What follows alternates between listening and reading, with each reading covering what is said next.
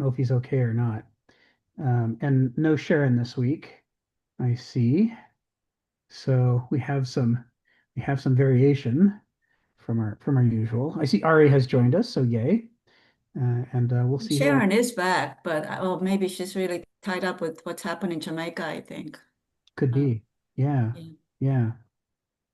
So I guess why don't we kick this thing off? I saw that David started having us transmit. So why don't we get going? This is the Kenneth Smith seminar. It's been going on for a number of years, and this is an arc within the Kenneth Smith seminar. It's planned to be a 6-year arc. It's called Millennia and Microcosm, and we're on week 165 of that arc. There have been weeks we skipped, like the previous 2 weeks, but most of the time we meet. And we are working our way through a book, Millennia and Microcosm, that is yet to be published as a book.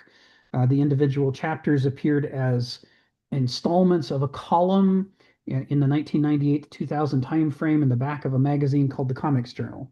And that's where they were published previously. And David and I are working on pulling it all together into book form. And this seminar is helping us to explore the meaning of the text and figure out what kind of additional, footnotes and glossaries and other things do we need to add to this book based on the feedback we're getting and the discussions that we're having. Because Kenneth writes in a very dense style. He is inspired by the Nietzsche saying, "It is my goal to say in 10 sentences what others say in a book, what others don't say in a book." He wants to be Mhm. pithy and, Right. and paradigmatic, No. right apothemes. So to that end, we find that he's not so good for just casually reading rapidly. He's better for chewing on and really exploring, and especially because he's a philosophy professor, he has been in the past. He is constantly pointing to other writers, and that's why this week we're backing up to the beginning of paragraph 10 of chapter 8. We already covered paragraph 10 and a lot of paragraph 11, but we're backing up to paragraph 10 because there are references in here I did not dig through with you all on previous installments of this seminar, and they're juicy, juicy references. Okay. Which ones is that exemplary? Well, yes, it starts exemplary. So let me put all the references in here. So first of all, for the chat, there's our there's our link to the text. You can find it in the chat. We're in chapter 8. Here is David's summary.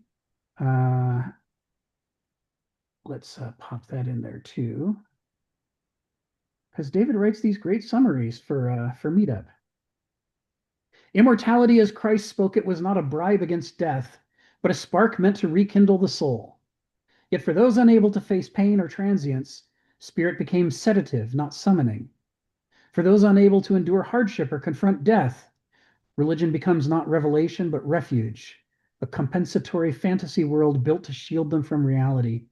Christianity gained its institutional strength not through spiritual depth, but by cushioning and organizing the frightened and the emotionally fragile, the materially anxious, and the conformist minds incapable of true inward transformation. What began as Christ's subtle moral vision decayed into saccharine happy talk and spiritual opiates, from ancient consolation to modern feel good religion. What happens when courage fails and faith becomes a lullaby rather than a call to life? He's digesting. David is digesting multiple paragraphs at a time into these summaries. And he wrote this assuming we were going on to go on to paragraph 11, but that's okay. Maybe we'll get there this week. Maybe we won't.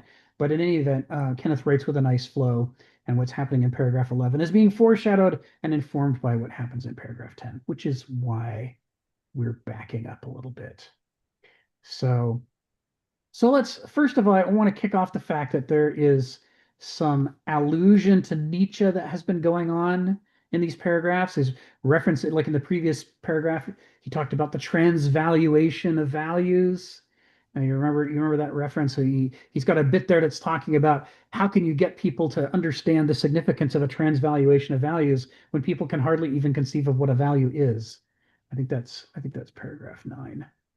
Um, and part of the way that Kenneth does his references is that he quotes, sometimes he paraphrases, and sometimes, and this is a thing that a real philosopher does, not just a professor of philosophy, Sometimes he just incorporates the significance of other people's philosophy into his own worldview and conception.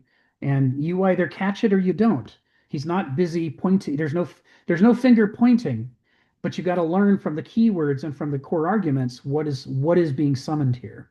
And anytime he talks about transvaluation of values, if he ever talks about the eternal recurrence, if he talks about man is a sick animal. There's all these different things from Nietzsche that he brings over, up to and including being such a Hellenophile, being so focused on the Greeks and the Greek perspective and how he critiques the medievals and the moderns. So I'm gonna start off today talking a little bit about Nietzsche. But first, Ginny has her hand up. So Ginny, come off mute and tell us what is on your mind. I just love this paragraph that you just read. It's such a great paragraph. David, you rock. Well done, sir. Oh, I didn't know David chose. Okay. David wrote Um, that. David wrote that? Yes, he digested several paragraphs of Kenneth down into this paragraph to introduce today's seminar. My. So yeah, if you yeah, the meetup page for today's meeting, you'll see his text there. And David writes those. They're Oh, oh, they're I quite had no interesting. idea. I love it. I just love it. Yeah, it took me a couple years to even notice he was doing it. He was doing it for quite a while, and I didn't even notice. I was just thinking about where am I in the text and blah blah blah. But I guess it was a couple of months ago I noticed and I said, "Oh my God, how have I been missing these things?" Because I agree with you. David, who is always on mute and rarely speaks up, I know. I is wish he would. actually I mean, he told me to turn my camera on, but he doesn't have his camera on. I don't get it. he's a hell of a writer. He's a hell of a writer. I mean, look Yeah. at that. Yeah, So, it's lovely. we see you, oh hiding David. We hear you, oh silent David. And also, although I should say it every week and I don't, my sincere gratitude to David for organizing these seminars. They wouldn't happen without him. He knows how Meetup works. He knows how to do the recordings. He has the YouTube set up. Every one of these sessions is recorded and posted on YouTube. He's got a live stream going. I mean, there's all this infrastructure that happens because of, David knows how and he cares about this stuff. So let's talk about Nietzsche. Let's talk. Wait. I have a real good question. Yeah, And this shoot. is probably mostly for David. Yeah. I want to hope that those paragraphs that he wrote are not lost.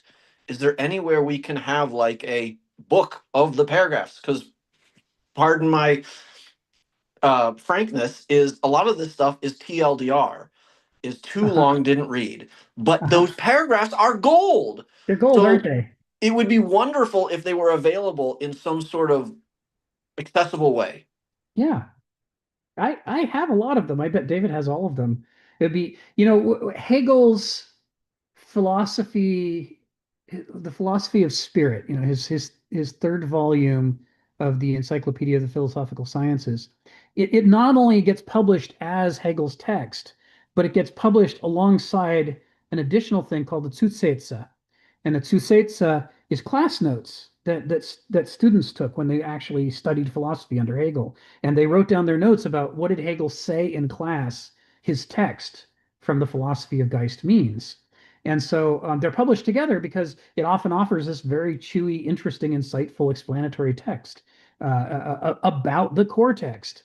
And essentially, we want to add the footnotes, we want to add the endnotes. But you're right, maybe we should be adding some of these paragraphs that David's writing and incorporate this into the published volume of Millennia Microcosm. I think that's actually a very good idea. We can immortalize David as well as Kenneth. Not that I have a say, but my voice to this is I definitely support that. And if on its own, before they're published, if we could, I would love to review like an hour beforehand, and read some of these paragraphs, and then it'll prime me for the conversation we're about to have. Yeah, yeah. Maybe David and I can work on pulling that stuff together. I'll certainly dig through what I've got before I approach him because I have a lot of them. I just don't have all of them.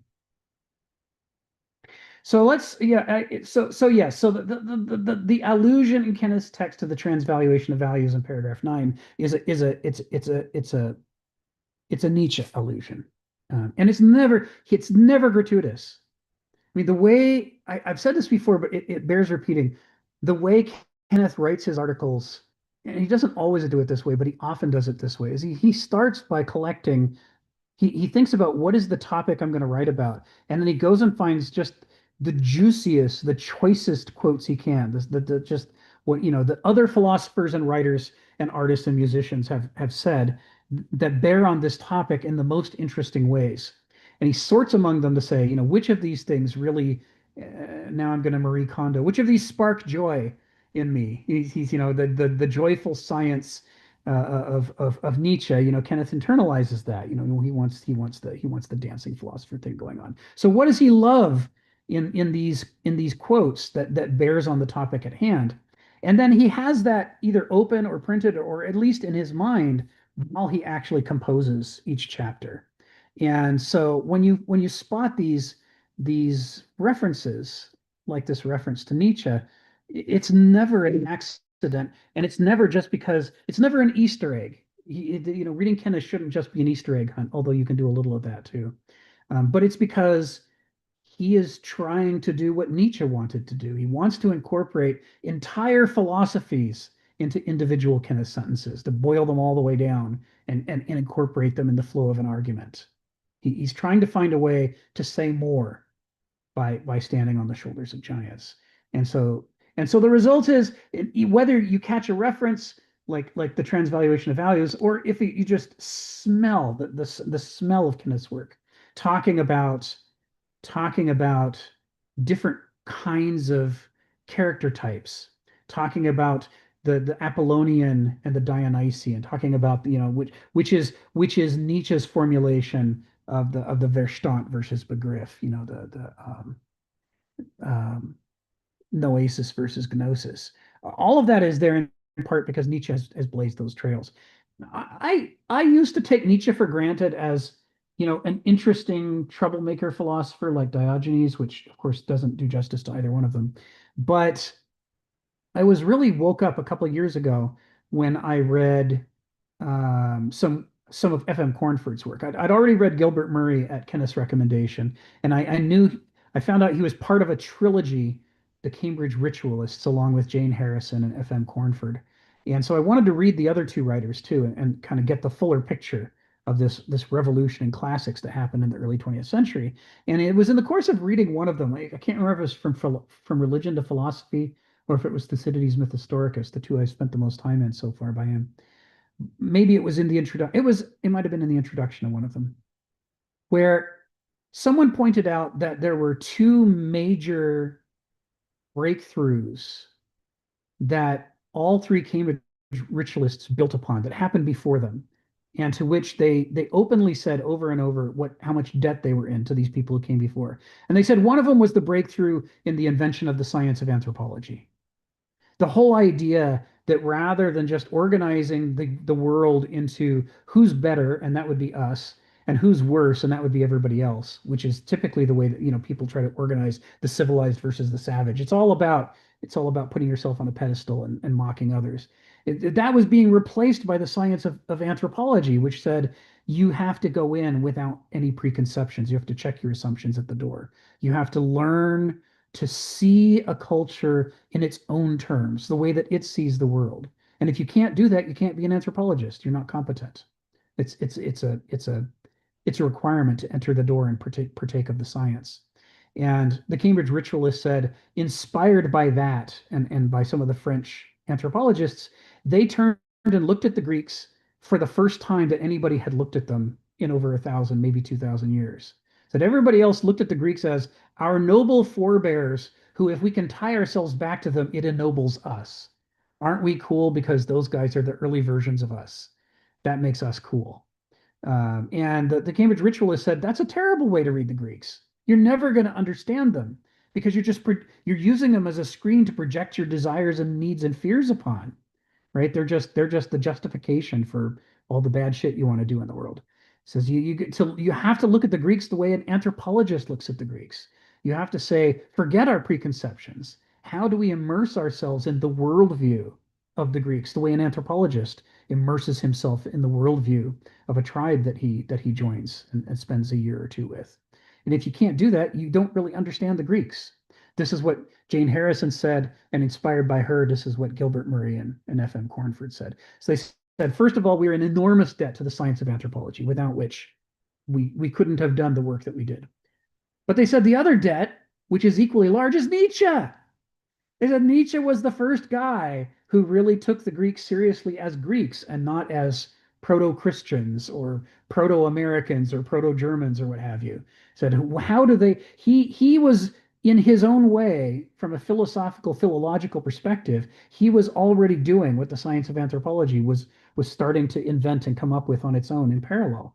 He was saying strip the Christian or modern scales away from your eyes and read the Greeks like a philologist reads the Greeks, trying to understand the difference between what they wrote and what later generations have tried to interpret them as. So strip away the interpretations and try to see them in their own voice and see their worldview. And they said that is what made it possible for the great classics of the early 20th century to happen. Is that between these two revolutions in thinking, the classics were just a new science. They were basically they had been around for centuries in a stultified form, an academicized, rationalizing form. And between Nietzsche and anthropologists, the Cambridge ritualists were able to cause a revolution that made us see the Greeks fresh. And if you haven't read any Gilbert Murray, you have to. He's so insightful. Five Stages of Greek Religion and Rise of the Greek Epic they're just great reads. Five Stages of Greek Religion will forever change the way you see what we call Greek mythology. You'll see that it is layer built upon layer built upon layer. They not only go through stages, but they've built up this superstructure. And as Ephraim Cornford argues in From Religion to Philosophy and in Thucydides Mythistoricus, that is where Greek philosophy came from. It emerged from that religion as yet another layer in the development. And so it's a far more interesting way to look at them. And in Rise of the Greek Epic, Gilbert Murray says something that I've never seen anybody before or since argue, but once you see it, it's powerful. Now we all say it was Homer, the blind poet, who traveled around, with this oral tradition, memorizing vast swaths of poetry and just reciting them to all the Greeks. And then he started a whole Homeric school of oral poets, and they perfectly remembered or near perfectly remembered all this stuff. And then centuries later, somebody said, "Oh, we're going to forget this. We should write it down." And Gilbert Murray says there's no evidence whatsoever that that's how it happened.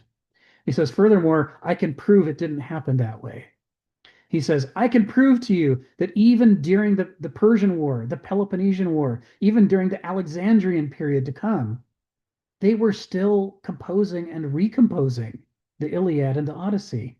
They had whole schools of scholars who were in there fiddling with it and messing with it. And he's the one that argues the Iliad wasn't the original epic, that originally each city-state had their own city-state specific, polis specific epics, like the Thebaid about Thebes, and all these different places had their own, and that it was this artificial project trying to weld the Greeks together that led to them saying we need our own pan-Hellenic epic. And so what we're going to do is steal all the best parts of the stories, all the best characters, all the best settings from all these polis specific epics, and we're going to claim that they aren't about Thebes or Argos or Corinth. We're going to claim they're about Troy. And instead of saying the plains of Thebes, they're just going to cross out Thebes and say the plains of Troy. So all this geography, all these characters, they're just renamed. They've been borrowed out of these other sources. And he says there's plenty of evidence. You can actually see them in real time, scribbling and editing and merging together this new composite epic. Nobody had this idea before. I mean, nobody that I saw anywhere in classical studies had this idea before Gilbert Murray. And you can see how, interrupted by World War II, right? A lot of the insights of the Cambridge ritualists got dropped. There was a generation gap. Everyone was traumatized by the Holocaust and the war. And afterwards, people went back to their old safe classic studies. There's a handful of writers who try to carry forward the thread of the Cambridge ritualists, but most classical studies just sort of look away from this Nietzsche influence and this anthropology influence and the explosive insights that they had. So Nietzsche is relevant here. He's all over this stuff. He's a powerful influence on Kenneth. He's a powerful influence on classical studies of the early 20th century, and he has deep insights. His insights into the idea that you should look at each people and epoch in their own terms, which Kenneth Smith comes out of his background as a philologist. This is the project that Millennia and Microcosm is about. This whole thing is a Nietzsche project. Let's look at three periods of history, not as we want to see them, but in their own terms, learning to strip away our interpretation and see with their eyes. Stephen, come off mute and tell us what's on your mind.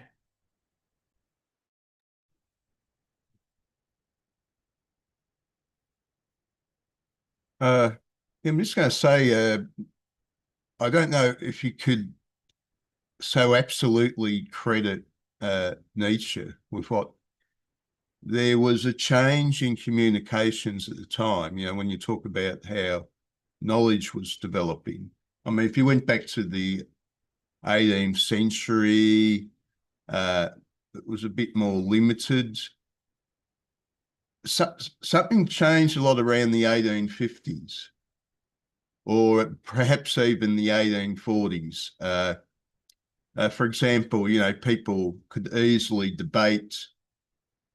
I think it'd probably become fairly affordable to send letters to everybody, so you could engage in an argument by letter with other people.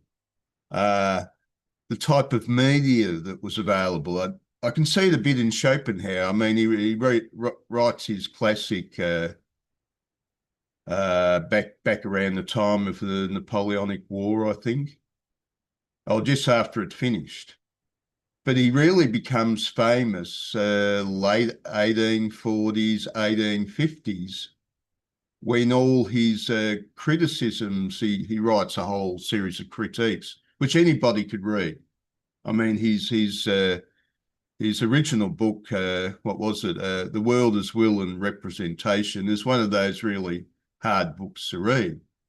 But if you want to read easy Schopenhauer, you read all these later critiques. And anybody, they could be in the newspaper and you could read them. So ideas, there's a lot of ideas. There was a media. And so you can't absolutely credit the minds of the time, because you had this fact as well happening, this material that was in front of them in a way, and the style of and how it changed the style of debate. So it's just worth a thought, that's all. That's an important point to make. Thank you. Yeah. Another aspect with Nietzsche, and I think this has become very obvious over time, is he was a little boy that never grew up. On a personal level, he didn't really make it to being an adult. You had the intellect, the exceptional intellect, and he was, I suppose you'd say, he was a prodigy.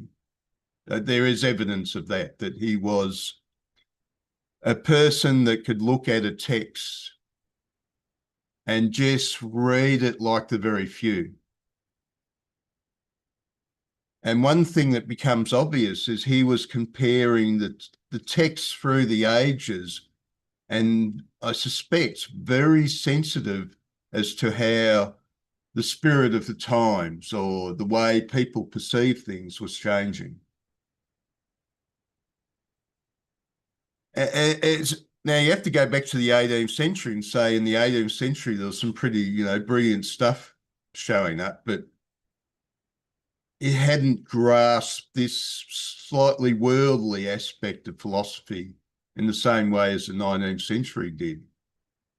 And it's a subject which one can be wondering about, but rarely has anybody ever, you know, discussed this sort of stuff. You know, what was the mindset of people in these ancient times? I mean, one guy is looking at what is it, the revelation of St. John, and going, oh, how silly is it, you know, this multi-headed dragon. But if you look in, you know, Roman times, these beast images are all over the place. There was more to it than, I suspect, than the way we think about it. These ancient people were observing or had ideas or observations which in a sense, we've lost. They saw something in the beast, in the animal. And that's why they created these wonderful beasts, I think. There was a message. It was saying something that their minds were sensitive to that we've lost. Okay, thank you very much. Thank you, Stephen. Yeah, talking about there being an ongoing thing, you're right. Mass communication was a big part of it. The fact that you could have these international, you could have mail across the continent or across the Atlantic. Hey, it's Sharon. Welcome, Sharon. Good, great to see you. I'm gonna repost the link there so that you can follow it and repost David's text, even though it's on Meetup. And we've decided we love David's introductory paragraphs that he posts on Meetup, and maybe we should include it when we publish This Millennium one was Microcosm. excellent, if I may speak out of turn. I really liked it. It was precise, concise, and right to the point. He's good, isn't he? Yes. For such a quiet guy who mostly is invisible on the calls and muted, he really gets this text and he really he can express himself well in writing. So it's profound. We were just talking about we've gone back to the beginning of paragraph 10 because when I passed through them before, we didn't do justice to the allusions that Kenneth is making. And of course, as we know, part of Kenneth's gold as a philosopher is that he's constantly referencing other writers. And so I wanted to go back and deal with that. So we just finished talking about, the importance of Nietzsche and how you can always see Nietzsche in Kenneth's writing. He's not like the only one. He's not just a Nietzschean, but certainly the entire idea of this book, Millennium Microcosm, the idea of saying here's three epochs and we're gonna look at each one and learn how to see from their point of view and not our point of view. That's Nietzsche. That's Nietzsche's project. He's the one who's so obsessed about doing that among the philosophers. And in Kenneth's class recorded class that he did to David that he delivered to David some years back, which I have a recording of. He actually says that one of the most important things to understand about Nietzsche is that he was a professional philologist. Now, moderns we don't really have philology in the same way that the Germans did in the 19th century. This is where I'm going to allude to something Steve was just talking about. But German philologists of the 19th century, as Kenneth says, what they were concerned with is manuscripts. And you would get multiple different manuscripts of the same book from different centuries. And you had to try to figure out which one captures the original author's intent and which ones have been tampered with by the scribes or by editors or through making mistakes or what have you. And it was the job of the philologist to learn to distinguish the worldview of the original author from the worldview of the later corruptors of the text.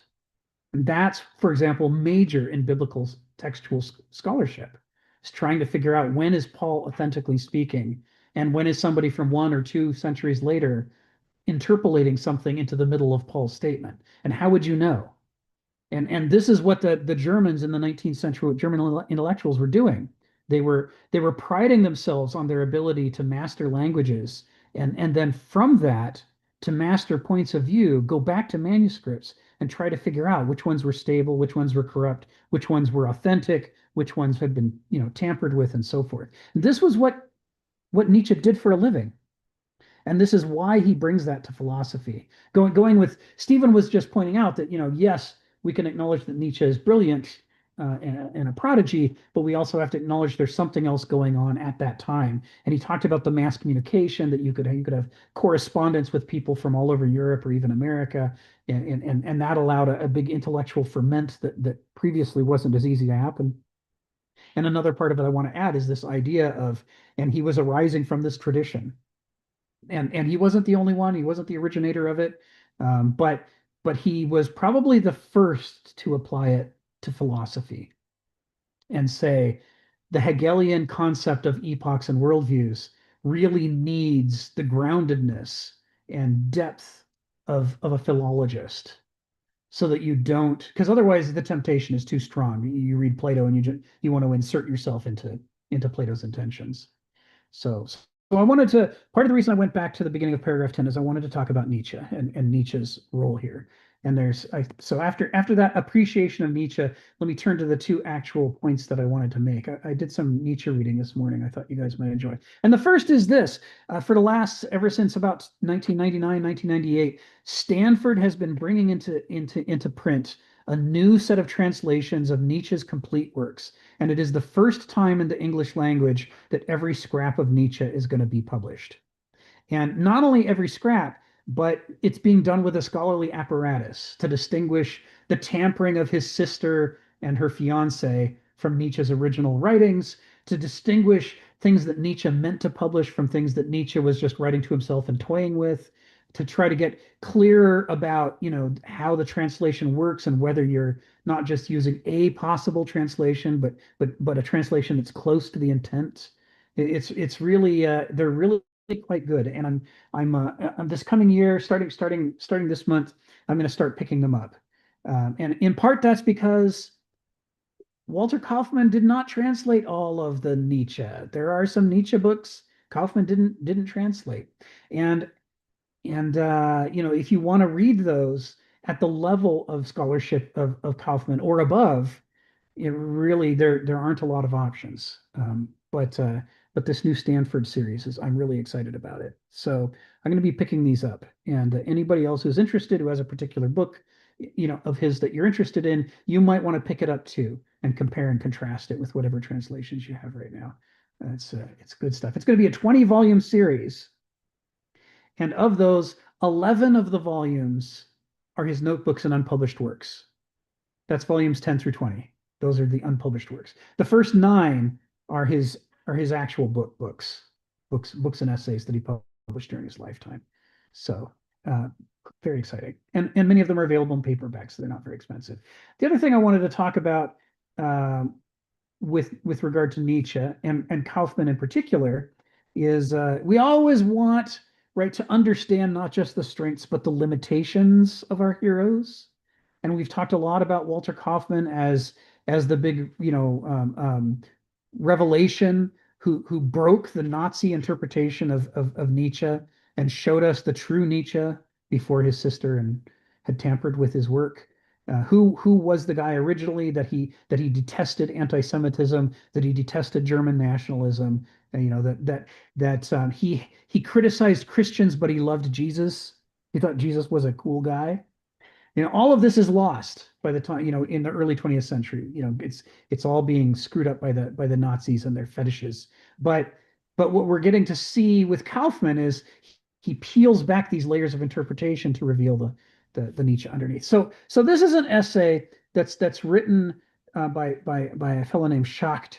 It's online, it's free, and it's available. You can read it at your leisure. And he says there's 2 things to know about Kaufman. First, thank God for Kaufman. From in the 50s and 60s, he was a revelation. He really just changed Nietzsche studies forever, and we're all in his debt. And he says everything I write from now, and he says everything else, the rest of this article is going to be critical of Kaufman. He says, but as you read my criticisms, you have to read them with a grain of sugar. Remember that he's my hero, and we're in debt to him. But I'm now going to talk about the things Kaufman didn't get right and why I think he got them wrong. Whether it was an act of translation, whether it was an act of interpretation, whether it was putting his thumb on the scales because he wanted to create a certain impression of Nietzsche that might or might not have been accurate, whether it's his choice of titles. I mean, he goes through and he basically critiques the sorts of things that Kaufman does. And he uses it to make an argument to say, the thing that we have to do with Kaufman's Nietzsche is not hero worship it, but say Kaufman raised the bar, and that should be our new benchmark. All new translations should aim to meet or exceed the Kaufman level. And anything that doesn't, we shouldn't waste our time with. Kaufman did that. But as we do, we want to know what Kaufman got wrong so that we can raise the bar further, so that we can say, what should we be striving for next? So these 2 things I'm bringing up go hand in hand because the Stanford editions are being produced, and they're not all done yet, by the way. A few of the volumes still aren't out. Volume 1, ironically, is not out yet. It's supposed to come out, I think, in January. And another one of them is coming out August next year. But a lot of them are out. But the point is, the Stanford editions are attempting to do what Schacht is recommending, which is go back follow Kaufman's lead, but try to go further than he went and give us a complete set of Nietzsche's work so that we can now talk about him. And evidently, the Stanford work is building off of an Italian project that was completed, I don't know, 25, 30 years ago. And it was translated into German, French, and Japanese, but not English. And only in the English language have we not had access to this big new scholarly reevaluation of Nietzsche's work. So if you like Nietzsche, go ahead and dig in. Either the free essay that's there now or start picking up volumes. Stephen, what's on your mind? Oh, well, there's I think another aspect is this idea that Nietzsche had a particular set of views. If you come to the 1880s, he developed a set of views. He was developing a set of views over the time, but there probably was a degree of anti-Semitism in Nietzsche at some point in his life. That was part of that culture. You go and throw rocks at the Catholics. That's normal. And over time he would have changed his views. But when he was a kid, he was a great believer in Jesus. And then he became an atheist when he was about 19. He read Schopenhauer. And suddenly Schopenhauer was the prophet for a while until he got dissatisfied with Schopenhauer. Another stage he wanted to, was with the Wagner crowd. Right. He was worshipping Wagner. Until he turned on him. Yeah, until he turned on him. He was off with the pagans, the ancient Greek paganism and his sister did claim that when he was young, he was going on about Odin for a while. So Nietzsche, I'm not an expert on Nietzsche, but this idea that there's the one true view that Nietzsche had. Right. It's like saying there's the one true view that Rick had. I mean, how many times have you developed and altered your outlook in your life? On these very calls. Well, this is the rationalist disease. It is, isn't it? There's one perfect set of ideas, one perfect truth. We'll get up there and then we'll be on Mount Olympus with the rest of the rationalists. Yes. That's what they dream about, that you've got to have the one true perfect nature. That's right. Once we're finally all turned into statues, we can stick ourselves on top of Mount Olympus and, I don't know, gaze at the sun. So, yeah, that's a big question. Thank you.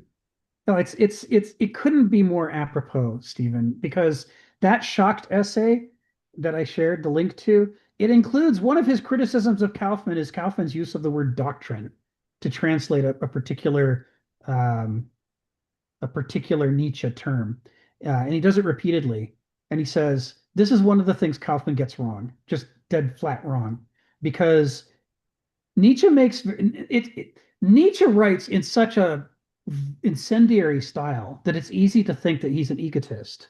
And there are places where he talks about his greatness. You think, okay, he's just an egotist. Of course, he's just expounding his doctrine. But Schacht says this is a misunderstanding of Nietzsche, because Nietzsche, that same word that Kaufman translates as doctrine, can, and in places Nietzsche makes clear, should be translated as theory or thought experiment or proposition. And you see it in things like on the genealogy of morals. Schacht criticizes the title. He says that first word isn't the German word for on. It's zur. It's the German word for toward a genealogy of morals. Nietzsche's he's not expounding like on liberty.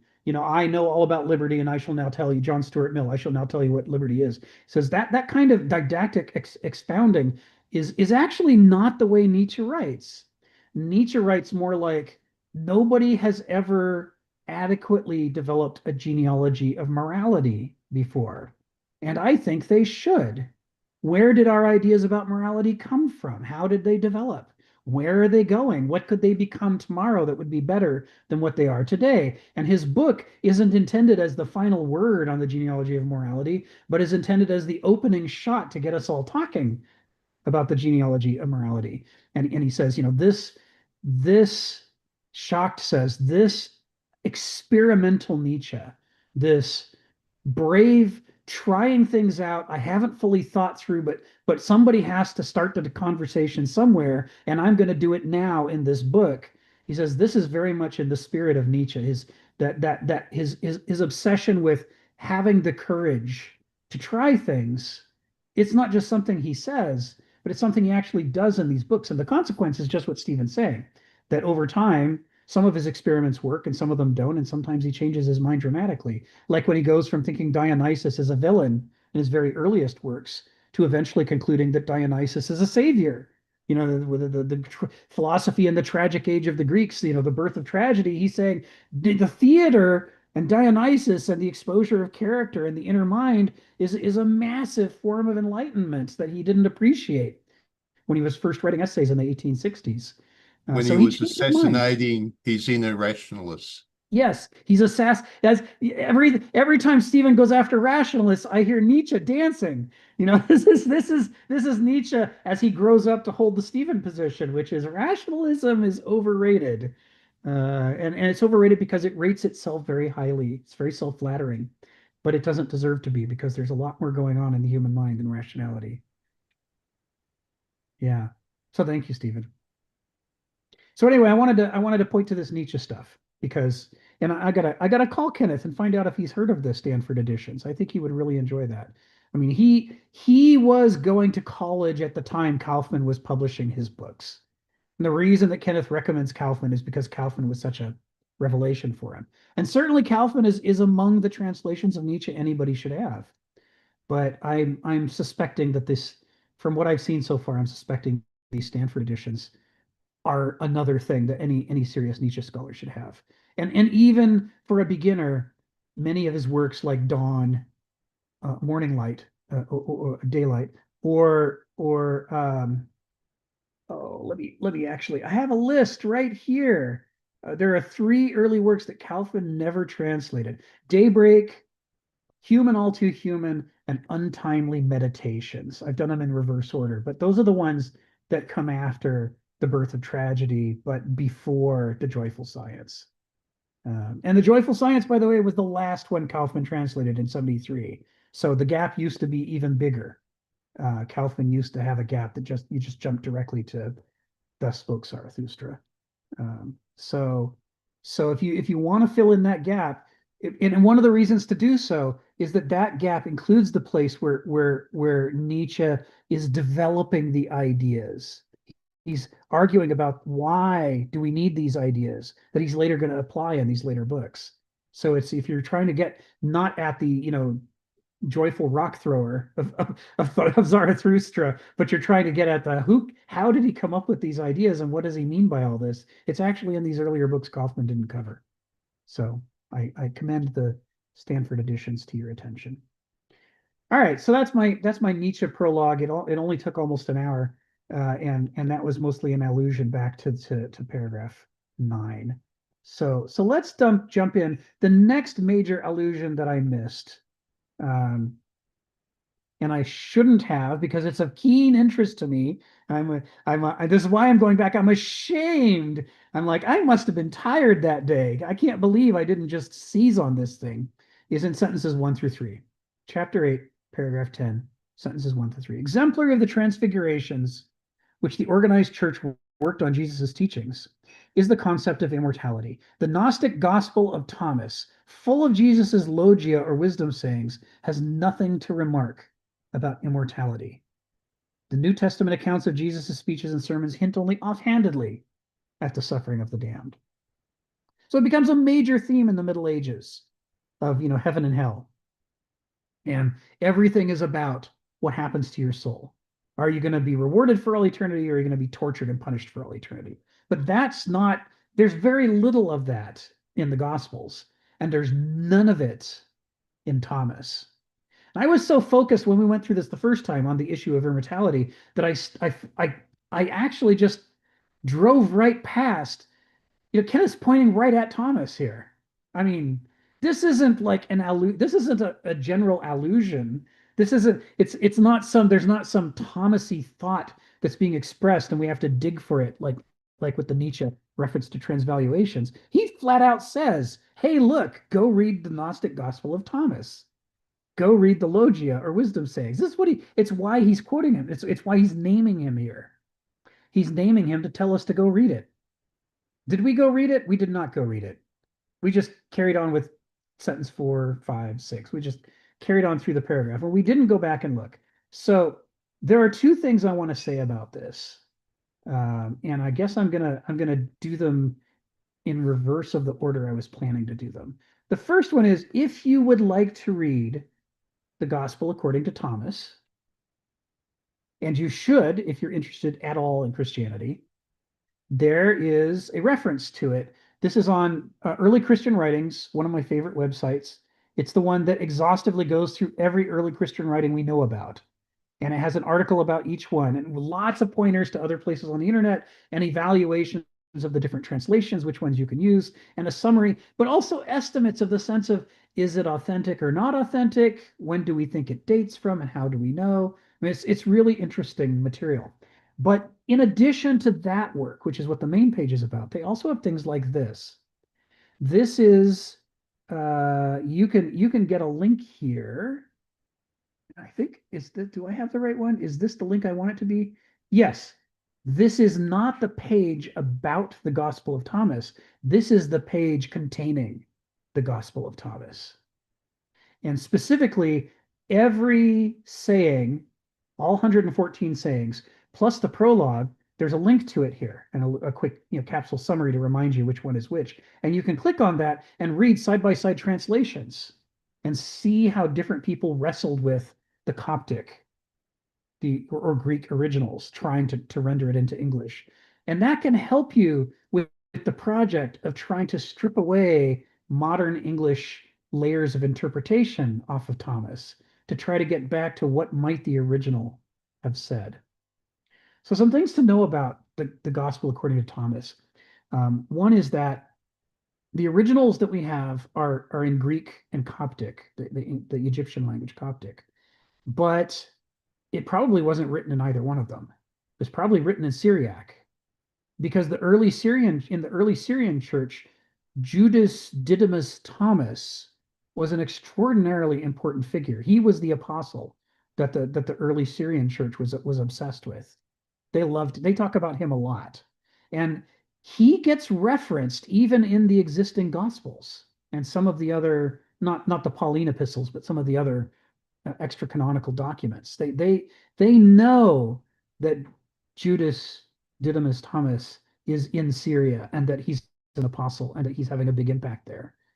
So if you're trying to trace the early forms of Christianity, if you're trying to understand what Christianity was like in the very beginning, Thomas, not the Acts of Thomas, not the Thomas the Contender, not the many other things that have been written in Thomas's name, but the Gospel according to Thomas specifically is it deserves your attention. There's a second reason it deserves your attention, which is that although the Gnostics love it, and the major Gnostic movement happens later, like in the 2nd century, and what becomes the Catholic medieval church hates the Gnostics and wants to discredit them and spends an enormous amount of energy trying to discredit these guys.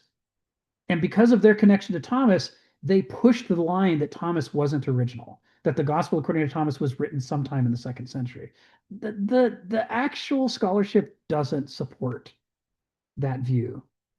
The more serious scholars now believe that the Gospel according to Thomas is 1st century.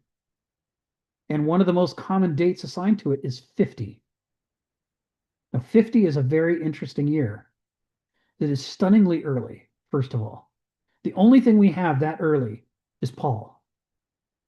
So what we have here is a second source on early Christianity, contemporary with Paul, but completely alien from Paul's point of view. We've talked before on these about the idea that to understand Paul, you really want to read some of the scholarship that tries to separate authentic Paul from interpolated Paul, from forged Paul. So some of the letters are clearly forged. They knew that in 19th century Germany, the philology movement we've been talking about, that Nietzsche was a part of, they sorted out that some of these things couldn't possibly have been written by Paul. Some of them are clearly references to the fall of the Temple at Jerusalem. I'm sorry, that was later. Paul was dead. Paul's not going to be talking about looking back on how terrible it was that the Romans trashed the temple. And then there's other things in some of the letters that are purported to be by Paul that are talking about church forms of hierarchy and structure that didn't exist until decades after Paul's death. So those aren't Paul either. So this work has been done to separate out, the four that are most commonly believed to be Paul. That's the hard nugget that pretty much everybody agrees on, except the mythicists. And then there's a larger group of 7 letters that scholars generally accept. These are probably Paul. And then everything else is probably not Paul. So if you do these separations, you strip out all the stuff that's probably not Paul. And if you then read Paul pretending that you never read the Gospels, in fact, pretending that you're reading Paul at a time when the Gospels haven't been written, and not a single piece of information that you got from the Gospels will you project onto Paul.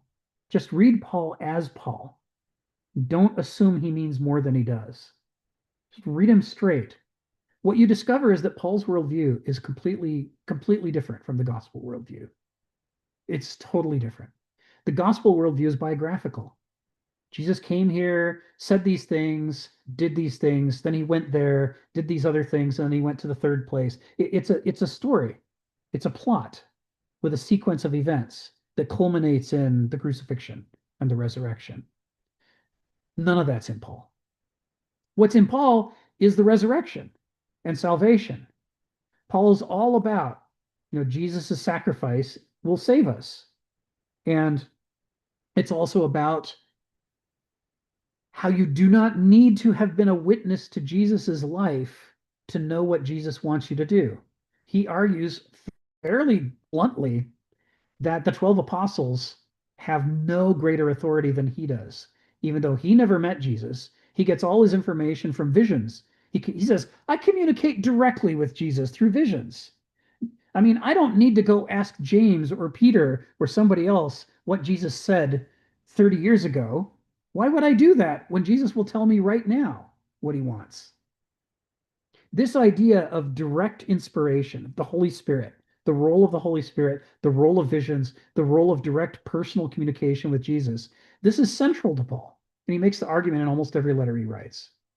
Whereas by the time you get to the Gospels, the Central Church is starting to frown on this. They're like, we're having this trouble with all these roving bands of visionaries coming out of the desert and then squatting in our household for 7 weeks, eating us out of house and home. And also, they keep coming in and contradicting what the other preacher said, and I've had it with that. So we're going to say that the era of visionaries and preachers is over, and instead we've written this gospel to tell you what happened and what Jesus said, and that's it. The other stuff isn't real. Just forget about all the other things. This is the viewpoint of the Gospels and Acts. Right? We're coming together, we're harmonizing, we have this biography. But Paul is an alien tradition. In fact, in Paul, you find very little about Jesus's life. Many of the things we take for granted as part of Jesus's life appear nowhere in the authentic Paul letters. They often appear in the forged letters from later, especially the later letters. People are clearly trying to get Paul to say things that harmonize with the Gospels, but he doesn't in his own letters. So that's what makes Thomas so interesting. So if Paul is so different from the later gospel writers, Thomas likewise is very different. It's called the gospel according to Thomas, but the truth is you can hardly call it a gospel at all because it doesn't have a story. There's no story of Jesus came here and did this thing and then he went there and did that thing and then he went to the third place. It is totally unlike the other 4 gospels. It's a sayings narrative. It is like the fragments of Heraclitus. It's a collection of gnomic, pithy statements that are intended to be little nuggets of wisdom, many of which are paradoxes, by the way, written as paradoxes to blow your mind and make you shake up your worldview and your assumptions. people have talked about how prior to Augustine, the early Christian church was more Heraclitean and less Platonic, and that it was Augustine, sorry, who brought Plato into Christianity. Just like later, it was going to be Thomas Aquinas who would bring Aristotle into Christianity. In each case, in a warped form, in a medieval form rather than an ancient form, but still. But if you're looking to test the validity of this idea that the early church was Heraclitean, you don't have to look any further than this tied for earliest of Christian works, Gospel according to Thomas. It's at the same time Paul is writing. And by the way, not only does Paul not have biography, Paul has almost none of Jesus's wisdom sayings. Jesus as a teacher doesn't seem to be important to Paul at all. So in Thomas, we are seeing a completely alien tradition, which we don't have a biography, but we have this huge focus on wisdom literature, wisdom sayings, gnomic sayings, parables designed to shake you up. And we can see the influence of that on the later gospel writers. They incorporate elements of Thomas directly into their work. So we know Thomas came first. I mean, we can tell from the sequencing. So what I recommend you do at your leisure as homework is go to this web page, sift through, just glance down the list of the little capsule summaries of the 114, and any of them where the few words that they're providing as an opening interest you, go ahead and click on that link and look at the different translations and chew on it for a bit. And then next week, because remember I said that for year 2 of the medieval section, we were going to have a saint of the week or a spiritualist of the week or a mystic of the week or a nun of the week. I've decided to start that, and I'm starting it with Thomas because he's at the beginning. And after we chew our way through Thomas for a while, I'm going to do it with Paul. And then we'll gradually work our way forward. Clement will be third. Because these guys are more interesting than we think they are. Whoever put the canon together did it very cleverly by putting Paul after the Gospels, which causes us to overlook how alien Paul is compared to the Gospel perspective. Because if you're already familiar with Gospel theology, it's all too easy to read that into Paul, even though he never said any of those things. But if you take Paul first, before the Gospels, he's a very interesting, very strange writer who we're going to get into. But first Thomas. Sharon, come off mute. Tell us what's on your mind. I was going to add that my impression of Paul was not so much teaching the theology, for want of a better word, or the teachings of Jesus Christ, but what his main thing was the organization and sustainability of the early Christian church. That was his main focus. Yes, he's making churches. And I read an interesting thing. For years, I've been reading these writings, and everybody said Paul is writing to establish churches to try to set them on the correct path. But I read something in just the last month that said, no, many of the churches he's writing to, we think Paul actually created that church. Paul was the guy who set up that church, and then he traveled somewhere else to set up another church, and now he's writing back to the first church to stay in touch and That's try to correct. see. That's correct. I'd never heard that before. That's correct. He started the churches and had processes in place, and also checked to see that these churches were going to be sustained. So he kept on writing all these letters to the churches, what leadership was all about, what tithing was all about, what you should believe was all about. And you're right, he didn't have a central emphasis on the teachings of Jesus Christ. It's so interesting. Yes. It's so And interesting. it's interesting to think that a lot of Christianity is established around Paul, who never ever really met Jesus. Yes. Yes. It's And fascinating. if when you're about not to believe, that's one of the arguments that you make. Right. Right. Thank you. This is this. Thank you, Sharon, for bringing that up. Yeah, I forgot to mention that today. I'm so glad you mentioned it. Yeah, his focus is on establishing and maintaining these churches, growing the structure, having something that can survive Jesus's death, and having something that can survive his own death, and go on and continue to create a community. And because Paul was a Roman Jew, and at that time Constantinople, and I think I have my timeline correct, was starting to adopt Christianity, it was in his interest to, I hate to use the word proselytize, but to establish these churches or Mhm. these bodies of Christianity. Yes. He was Yes. political. Thank you, Sharon. So we'll do Paul second, but we're going to start with Thomas. And the main reason I'm starting with Thomas is he's not in the canon. I'm always interested in the parts of the story that the people in charge don't want us looking at. I always want to know what's being left out of the whole picture, because when you add it back in with the parts that are included, you almost always get a richer, fuller picture of what's going on. And Thomas is excluded; he's not part of the canon.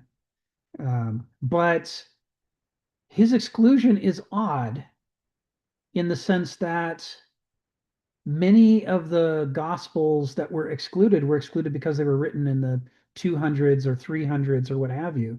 And Thomas, even by the latest estimate, would have been written in 150, but by contemporary estimates, probably in 50. So he ought to have been a candidate because it's written before Mark and Matthew and Luke and John. It's strong contender to go in. And the other thing that I like about it is, like Thomas Jefferson, I'm always really interested in Jesus as a teacher, and that's what Thomas cares about more than any of the other gospel writers, more than Paul. Thomas really cares about Jesus as a teacher, and so there is a very Heraclitean flavor to the gospel according to Thomas. It's like if Jesus and Heraclitus had a baby, he might write this book. You know, it's curious. Before I call on Stephen, Donald, did you have your hand up for a bit again, or am I misremembering? Okay, all right, you're cool. Okay, Stephen, come off mute. Tell us what's on your mind. I'd be interested if you could point me to a nice work on how Christianity was altered over time. Yeah, I get the impression, like you look at the Gospels and you feel that some of the stuff was added in later.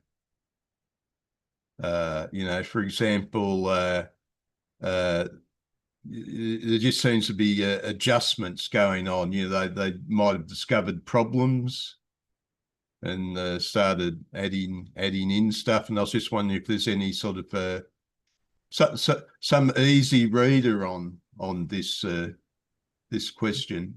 I wish there was. That's the book I most want to read more than any other book.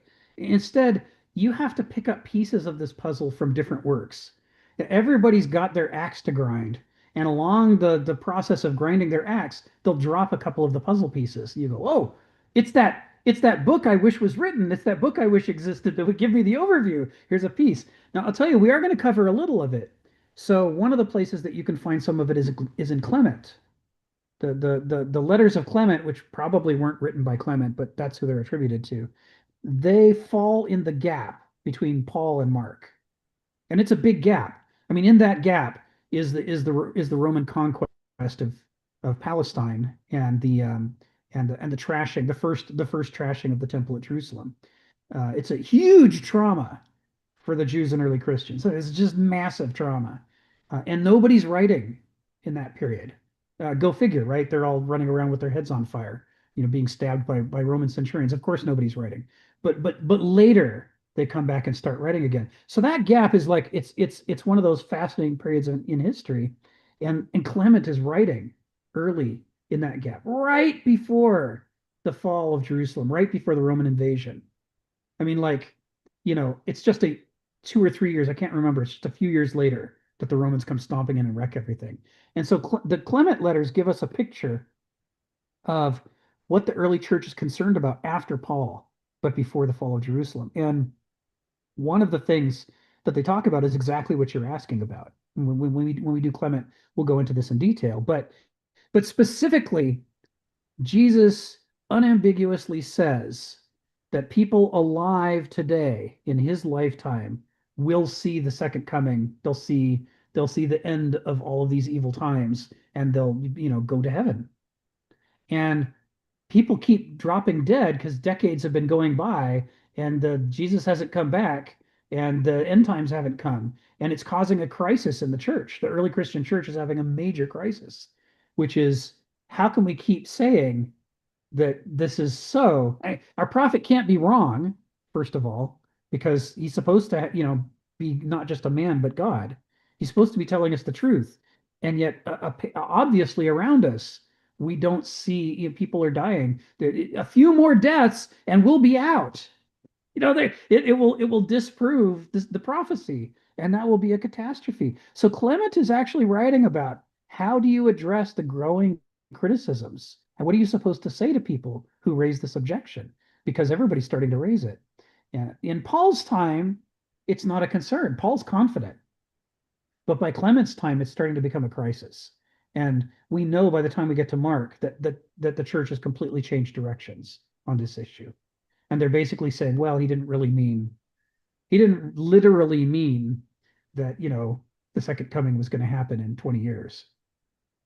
I'm a bit concerned about the times prior to Paul, actually. This is just wondering now, why did Jesus make a sizable splash at the time? Obviously, a lot of there's a significant percentage of Jews that were following him prior to Paul. He was a large figure. Paul comes in and he's tracking these guys down, but that's the question. We hear of large groups in the gospel. They claim, the feeding of 4,000, the feeding of 5,000.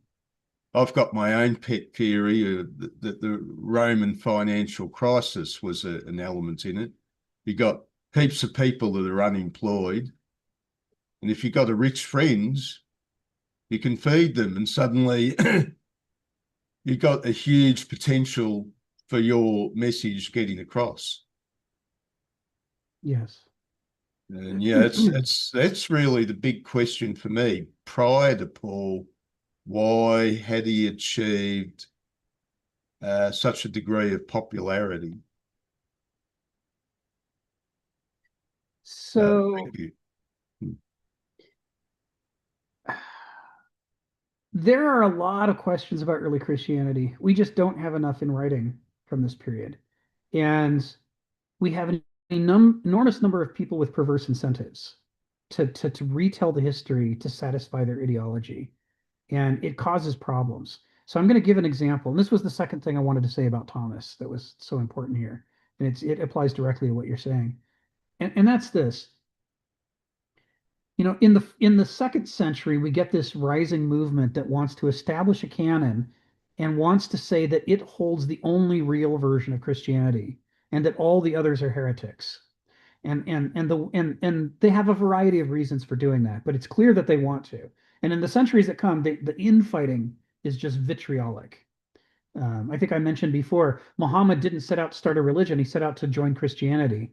And it didn't take long before he saw these Christians, and he've actually got it in writing. He actually says these Christians, they all fight with each other all the time. I'm never going to unite the Arabs if I bring in Christianity. We'll just fight like the Greeks are fighting and the Romans are fighting. So I need to honor Jesus, but do a religion that's going to hold together better than Christianity does. Now later, Christianity partially overcomes this problem, but around the time that Muhammad is first getting active is one of the worst periods for internecine fighting, and so is the period that we're talking about. So what becomes the dominant Orthodox medieval position rewrites Christian history to legitimize itself. And it rewrites the history in the following ways. It says, in the beginning, there was one source of Christianity, and that was Jesus. And after Jesus, there was one source of Christianity, and that was his disciples and the people he appointed, like Peter. And that is an unbroken thread that leads from Jesus to us. So you might as well say, Jesus put the crown on our head and said, we're in charge. So the rest of you, shut up.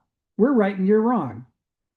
This is the core argument, the Orthodox argument that establishes what becomes Constantine's version of Christianity and ultimately the medieval form. The problem with this is the history doesn't support it. The evidence doesn't support it. Their argument is that all the variation that we see comes later. And it's heretics who have lost their way and they've split from the one true faith and gone away into the wilderness, and they need to come back into the fold and rejoin the flock, which has been together from the beginning. But the evidence suggests the opposite.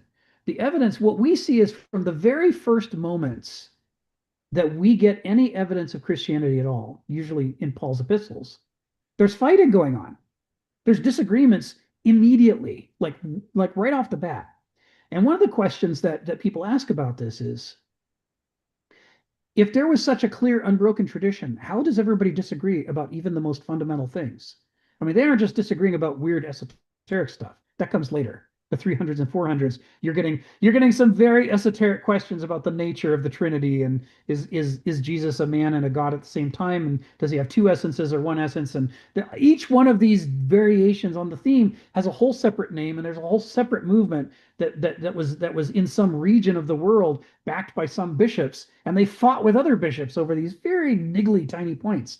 But back in Paul's time, they're fighting over the basics. I mean, they're disagreeing about really big stuff.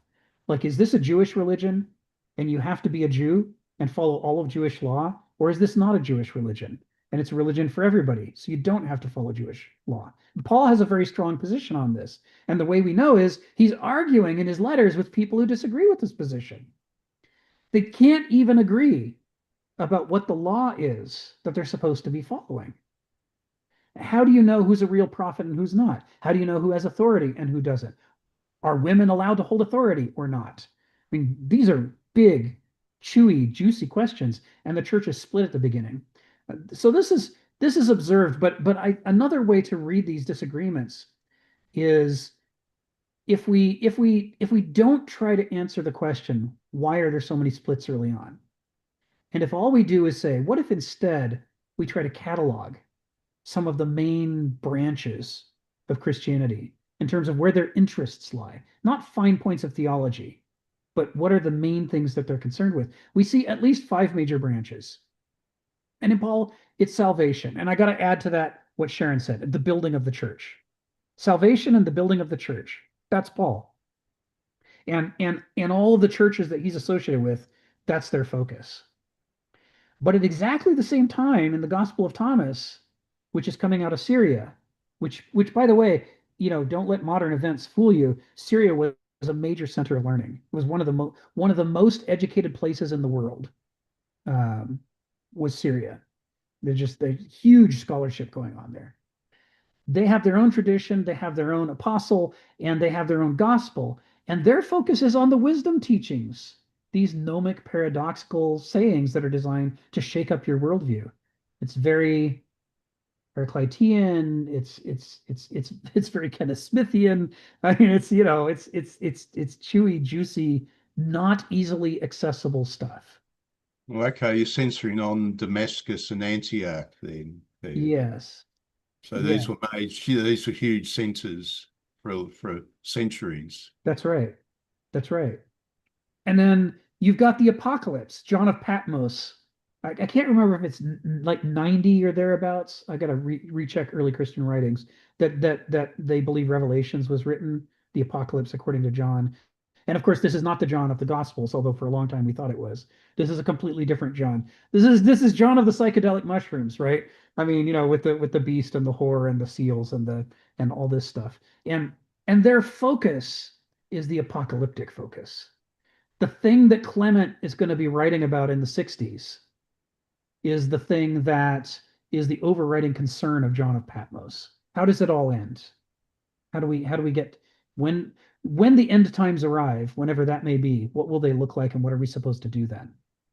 I'm going to do a talk about the inerrancy of the Bible. I have people that believe in the inerrancy of the Bible, and you could convince me that Noah's Ark is real, but I can't see how, when people talk about things and create documents, that everything's subject to error. Sure. I mean, you look at the the Gospels themselves say that the disciples were in error in relation to Jesus much of the time.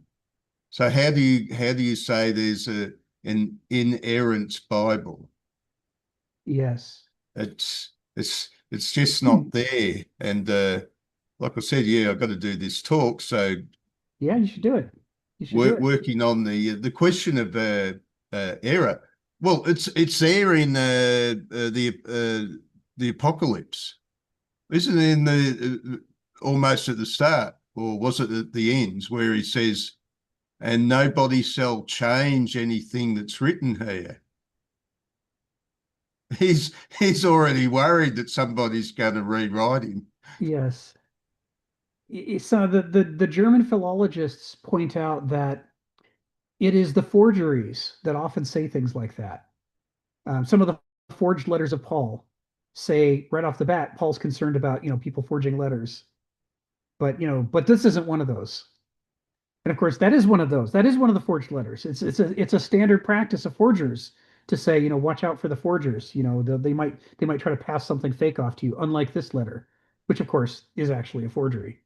So that nothing shall change in this is almost the proof that something has already changed in that. And the guy who changed it put the thing in saying, this is I totally swear this is the original unchanged version of the Apocalypse of John, which is our evidence that somebody's already been at it. That's what they do. But so this issue of the end times and how do things end, you don't see any of that in Thomas. And I'm bringing this up because the reference to Thomas here from Kenneth, this is where he's saying that Thomas has nothing to remark about immortality. The Gnostic Gospel of Jesus, full of Jesus' logia or wisdom saying, has nothing to remark about immortality. Whereas,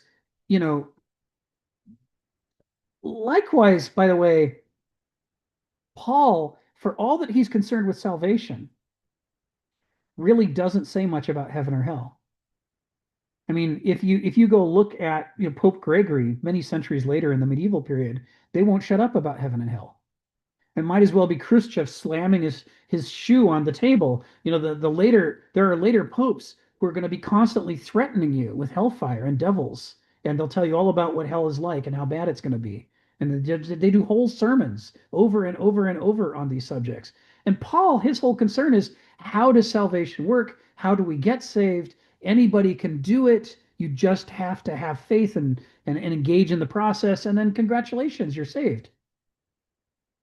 Now, if he were a medieval writer and not an ancient writer, at least half of his letter would have been full of the threats of hellfire.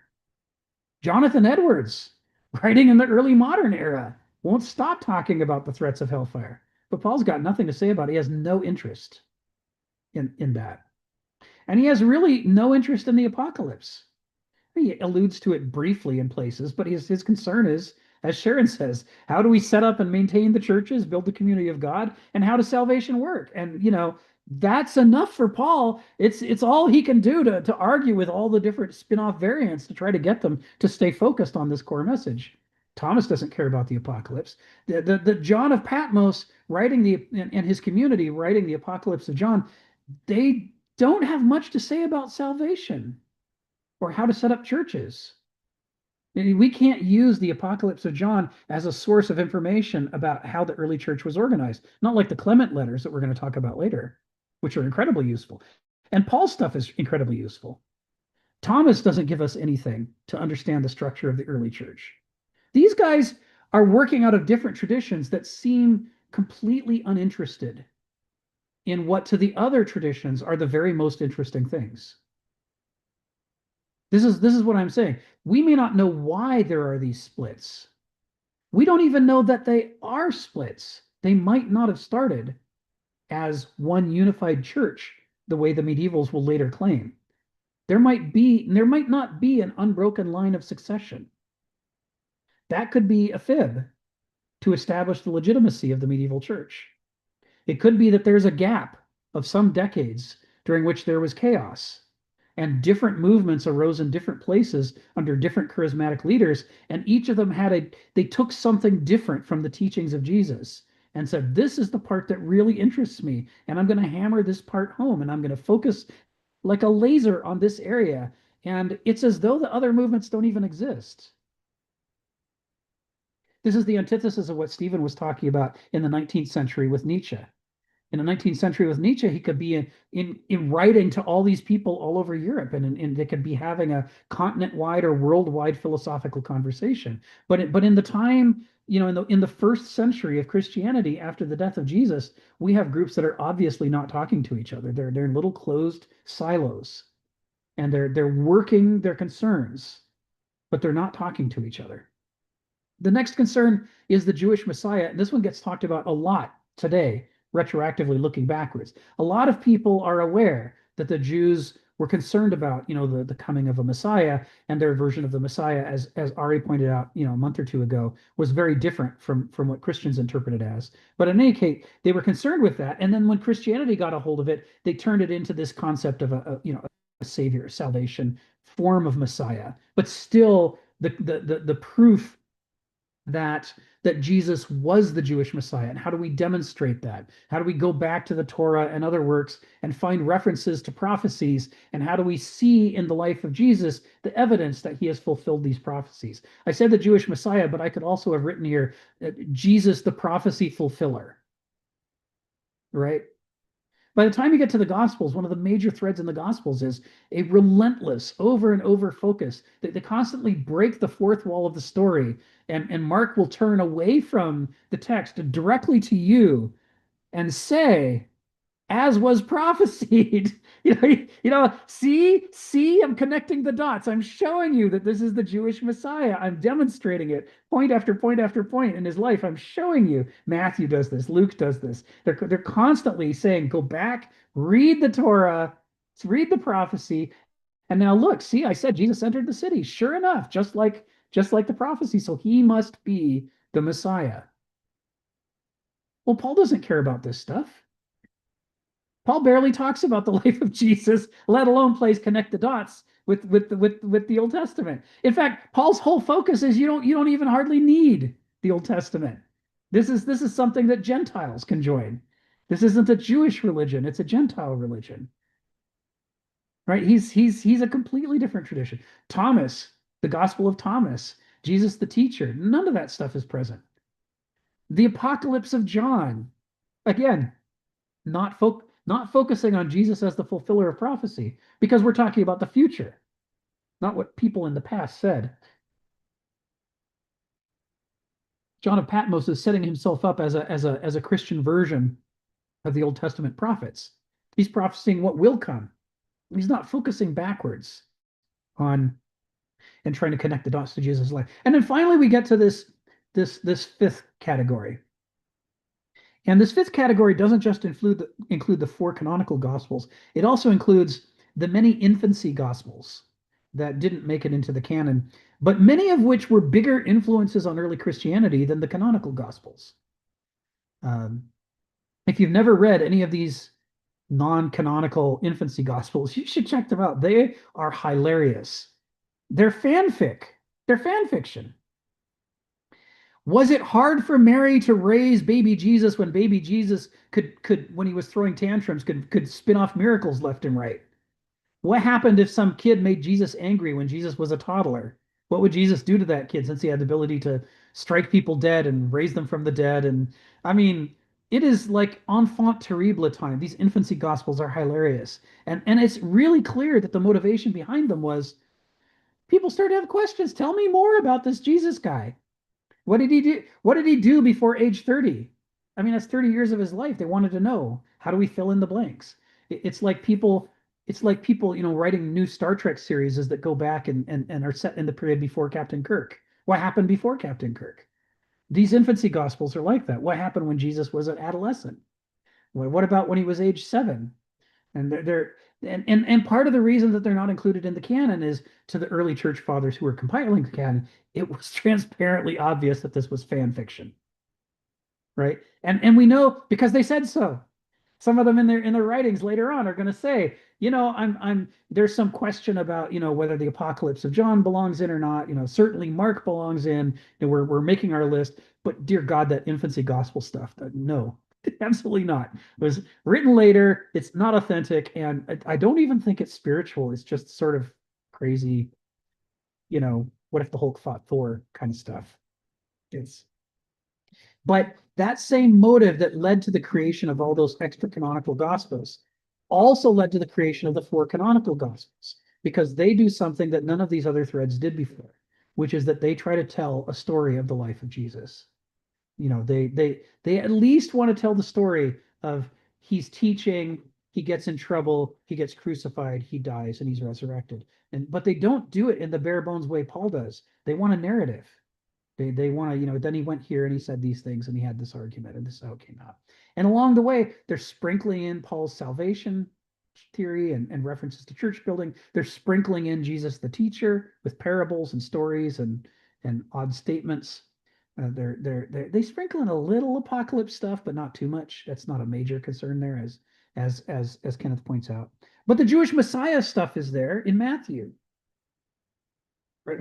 One of the big disagreements is between Mark and Matthew, where Mark, Jesus is on the record as saying, yeah, you don't have to follow the Old Testament law. I've come to overthrow everything. I'm here to, bring the new law. And the new law is, two parts. Love the Lord your God with all your heart and all your mind and all your soul. And number two is love your neighbor as yourself. And that's the whole of the law. And Matthew, meanwhile, has Jesus saying the exact opposite. Not one jot or tittle of the law shall pass away. You have to follow the entire Jewish law in addition to what Jesus wants you to do. Now, these guys couldn't be more contradictory, right? They're obviously telling the story from the perspective of different communities that have different priorities. And they're looking back on Jesus from their own lens systems. Luke, of course, is the harmonizer between Luke and Acts. There is the whole, how do we stop fighting about whether it's a Jewish or a Gentile religion? Can't we have Paul and Peter shake hands? In Acts, they've got Paul and Peter doing miracles left and right, and everything one of them does, the other one also does. In another point in Acts, he's trying to say, kiss and make up.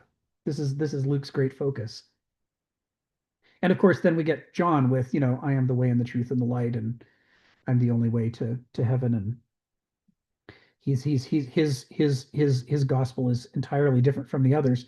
But aside from being completely different and having all kinds of trouble with the geography of Palestine compared to the other three gospel writers, John actually brings in the most additional supporting cast. He has more to say about Mary than any of the other gospel writers. He has Mary Magdalene. He has what's his name? Whose tomb? Who gives the tomb to Jesus to be buried? He's in John. John is constantly fleshing out the supporting cast, and therefore fleshing out the life of Jesus. Despite the fact that he's got all this, serious high theology that he's pushing hard, he's also got this, an enormous amount of what we think about Jesus's life comes from no source other than the Gospel of John. Nobody else even has some of these characters. So the point of my belaboring this, we're halfway through today's session, is to point out at least 5 entirely independent traditions, many of which clearly didn't know about each other. They were cut off and separated, and there's no evidence that they ever started as the same tradition. Now, if you accept the orthodox position of the medieval church that there's an unbroken line of succession, then you will naturally assume that these are splitters who split away from some common core. But if you assume that that's just a big fibby, liar, pants on fire lie designed by one of the sects to try to gain dominance over all the other sects by claiming to be the one true sect, a trick that Christianity is going to do a lot during the medieval period, then instead of assuming that these are splitters, maybe we assume that these different traditions are original traditions. They're not heretics. They're not splitters. They're not deviations. This is how Christianity started. It's with a bunch of separate traditions. And how we got from Jesus to that, we may never know. Right? We got a 20-year gap between Jesus and Paul, and also between Jesus and Thomas. We may never know. But but after the life of Jesus, who, by the way, never put anything in writing as far as we know, the first documentary evidence we have, we've already got a split. So this is important. And it continues throughout the medieval period. We've said before, if anything characterizes the medieval period, it's that they desperately wanted to commit religious genocide to create a peaceful world in which there was only a single religion and only a single flavor of Christianity, and that was the one true flavor, and that would lead us to God. That was the central religious empire's position. But they were never able to pull it off. They came out of the starting gate with, a dozen heresies riding side by side with them.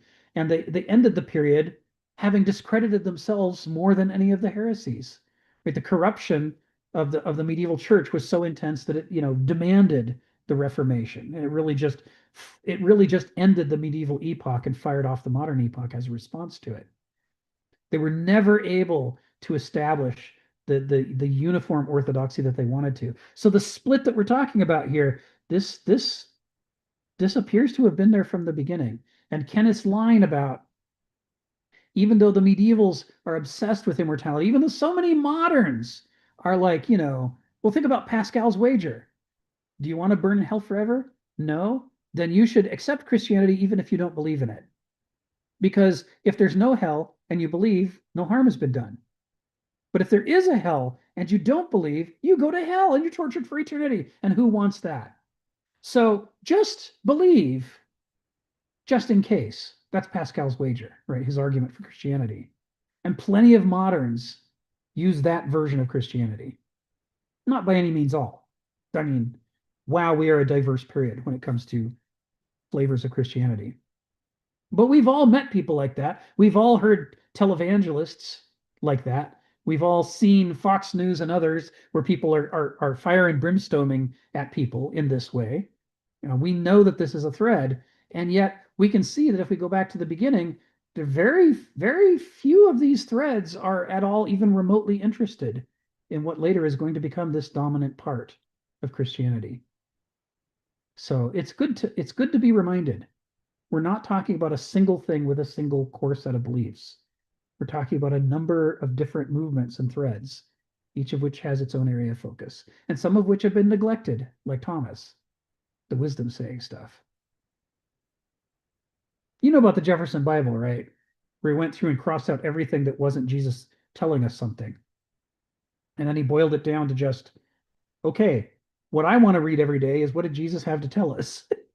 That was Jefferson's. I don't trust all these other guys. I just want to hear from Jesus. This is very much in the spirit of the Gospel of Thomas, which is just here's one thing Jesus said, here's another thing Jesus said, here's the third thing Jesus said, and that again very similar to the fragments of Heraclitus. All right, so this is why I wanted to go back today. I didn't do justice to any of this stuff when we passed through this 3 weeks ago. I was so caught up in the flow of Kenneth's text. I just blazed through here. So let's work our way quickly through through paragraph 10 and get back to paragraph 11. I think we're going to make progress in paragraph 11 too today. We still got almost an hour and a half left. So I read these last time. I'm not going to read them again. I just posted them there in the chat. Like now he's talking about this issue of immortality and I think Kenneth, when he's talking about our lives expiring like wheat and grass, this has got to be I don't know my Jesus sayings as well as I ought to. This is something I'm going to bone up on here in this second year of the medieval period. But doesn't Jesus have parables where he's talking about grass or wheat or making claims about people's lives along these lines? I mean, what I get a scent of here in Kenneth's writing is the old Homer, the generations of men like leaves on trees, falling every season and being renewed. The vegetative interpretation of human beings. Um, but I suspect he's making a reference here. If I knew my Bible as well as Sharon, or as well as Beverly, who's upstairs writing a paper for her post grad, her graduate school work, I could probably tell you what the reference was, but no takers. Nobody's going to jump in and say I know exactly what that's a reference I don't know where you are. Okay. I'm figure it out. He says, overwhelmingly, immortality in Jesus' own ministry is meant to appeal to the pathos of workers and small merchants who sense their own lives expiring like wheat and grass, and all for the sake of what? That wheat and grass reference, expiring This smells like a Jesus quote, but I can't pin it down. Stephen, you want to add something on this? Perhaps a little bit of discussion whether the apocalypse of St. John is really just referring to a process of inner initiation rather than a fantastical end of the world scenario. Because I've looked at it, and you just wonder, when he's talking about all these beasts, as if he's talking about the inner dictator.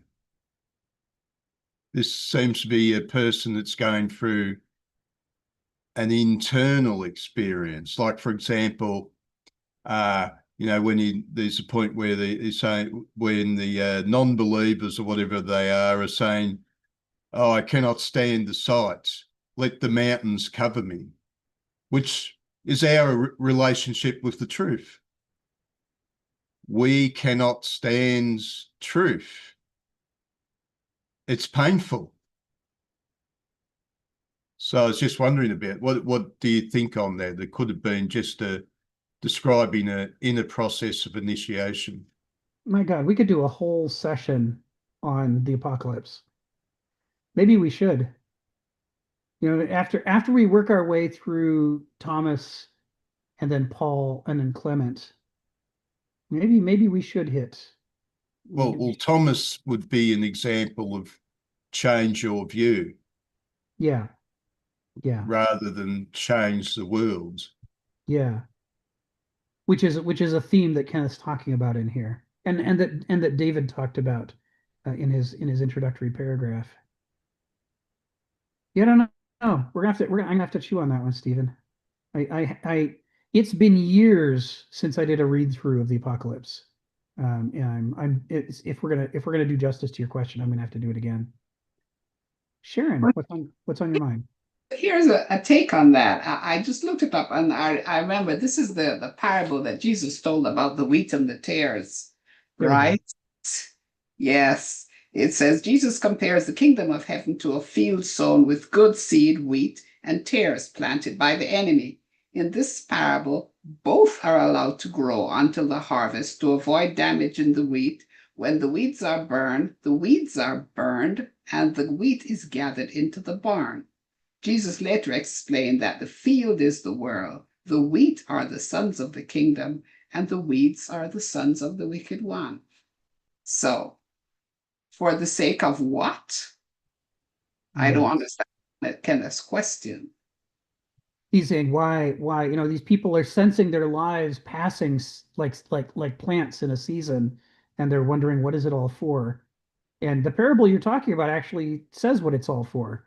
You either Yes. get with the program so that you'll be harvested and kept, Yeah. or you'll be chucked away as chaff. Yes. That's the parable that sprung to mind, but I had to look it up.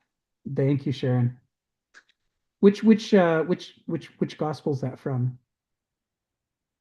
Matthew. That's Luke? Matthew. Matthew. Okay.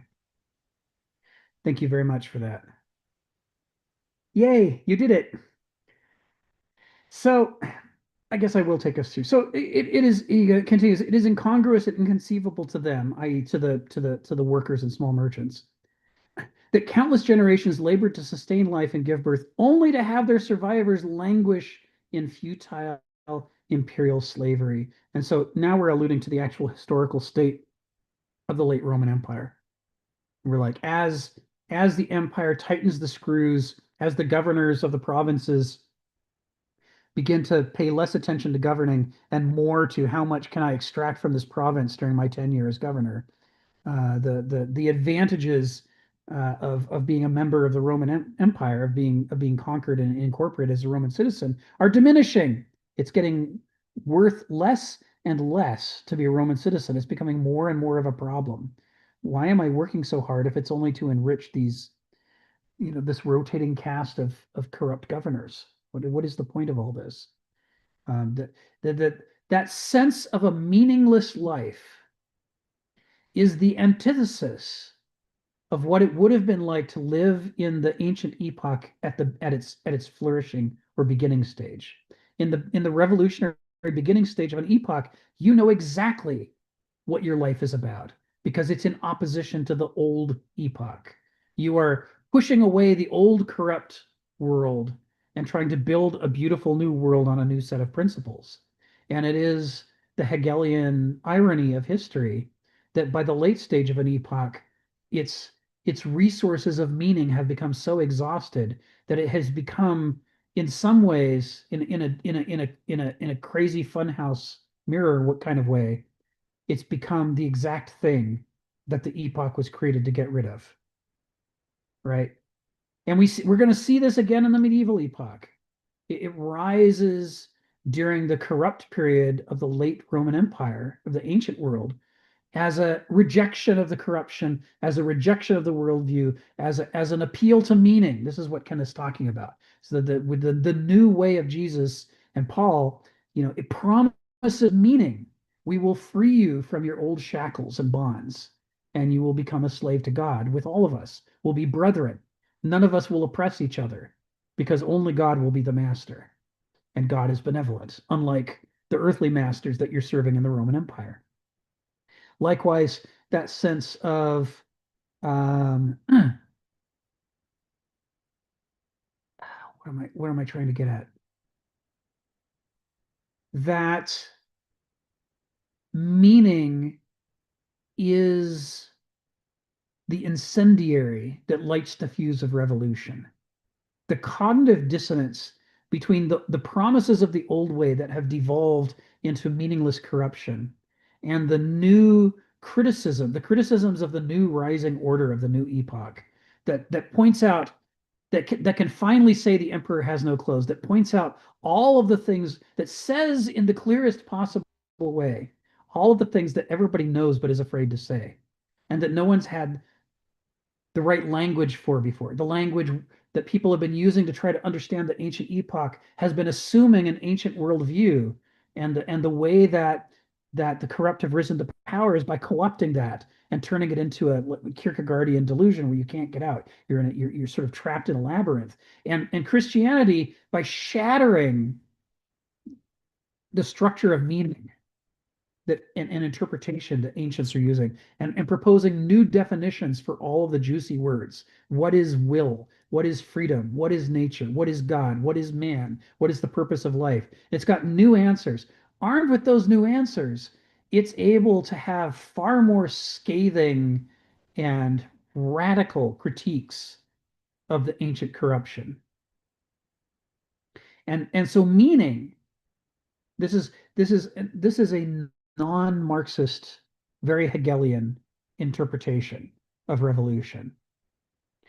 It says, and there's a Marxist analysis you can apply here too, and I'm not saying it's invalid, but the Hegelian analysis that we're using here is saying what people are suffering from is anomie in the late Roman Empire, a sense of meaninglessness, of futility.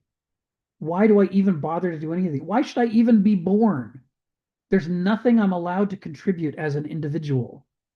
Everything has become so ossified and systematized and corrupt that I never feel like I'm contributing to anything great to come. In the early stages of the Roman Empire, people are thinking about Pax Romana. They're thinking about creating peace on earth, goodwill towards men. And we think of those as Christmas or Christian slogans, but they start out on imperial coins. Those are the slogans of the Roman Empire. We're going to bring peace to the world. But by the late Roman Empire, all the slogans are hollow, and that sense of meaning has collapsed. And without a sense of meaning, what the hell is there to get you out of bed in the morning? Why not just die? Why not just lie down and die? Anyone who's never struggled with depression might not understand what I'm talking about, but many of us have, right? And when you are trapped inside a corrupt, futile, ossified, infantilizing system, the damage it does to you every minute of your life as you're struggling to look for a reason to go on. And along comes Christianity that shatters the old framework and says, we have found a new meaning. And this meaning can light a fire in your lives that make you want to live again, that make you want to act again, that make you want to do something, that make you want to make a better world that isn't rotten the way this late Roman Empire is rotten. This is what he's talking about in sentences 4 and 5, is all these people who are feeling like their lives are futile and disposable in the late Roman Empire. And Christianity wants to suggest something else. Jesus asserts for these hopeless multitudes the simple, unspeakable value of being alive, the richness and meaning that life could have in a world where it was not being bled white for the sake of someone else's material gain. It is this is the collision, if you will, between this new rising order that's going to eventually become a new epoch and the old system that's mainly concerned with protecting its own privilege and profit and power. Ari, come off mute and tell us what's on your mind. All right, so I hope this is good. I'm actually giving a presentation on this later today to some degree, but this Outstanding. reminds me of essentially um, the collapse of prediction in the brain. And in the neuroscience of it, especially with dopamine, dopamine is this molecule of more, of motivation. And what the brain requires, I'll try to give a little visual, is in this collapse of a system, you have things like this going, like the graph looks like this. And when you have these massive spikes in your dopamine or whatever your system predicting is, it ruins the nice, flat, gentle prediction that you're looking for, or actually more reality, you're looking for a nice curve. And when you have these spikes, what it does is it collapses the prediction system. And what happens, ironically, in the brain, with specifically dopamine, which is the molecule that needs this, a healthy brain has a high level of dopamine like this, always excited to predict something and recognizes that predicting things is going to be good for me. But in a system where there's lots of collapse, when you have this spiking, what happens is this goes down like this. And specifically, instead of having this nice curve, what happens is it flattens out. And that means anytime there's error, your brain won't learn from it. It's just not worth it, or it doesn't want to. And so what this spark or this fire that you're describing that Jesus gives is again a top-down modulation that reinflates the flat curve from this flat dead thing to this lively, much more thing. It allows ones to predict and build hope into one's future. And it's specifically during these times, like the collapse in our own era, where there's massive amounts of anxiety or depression, it's because there's this massive spike. And the big problem that at least that we want to do from this is we then go to like an addictive behavior. We want something to give us a high stimulation of excitement, but that creates just another big spike.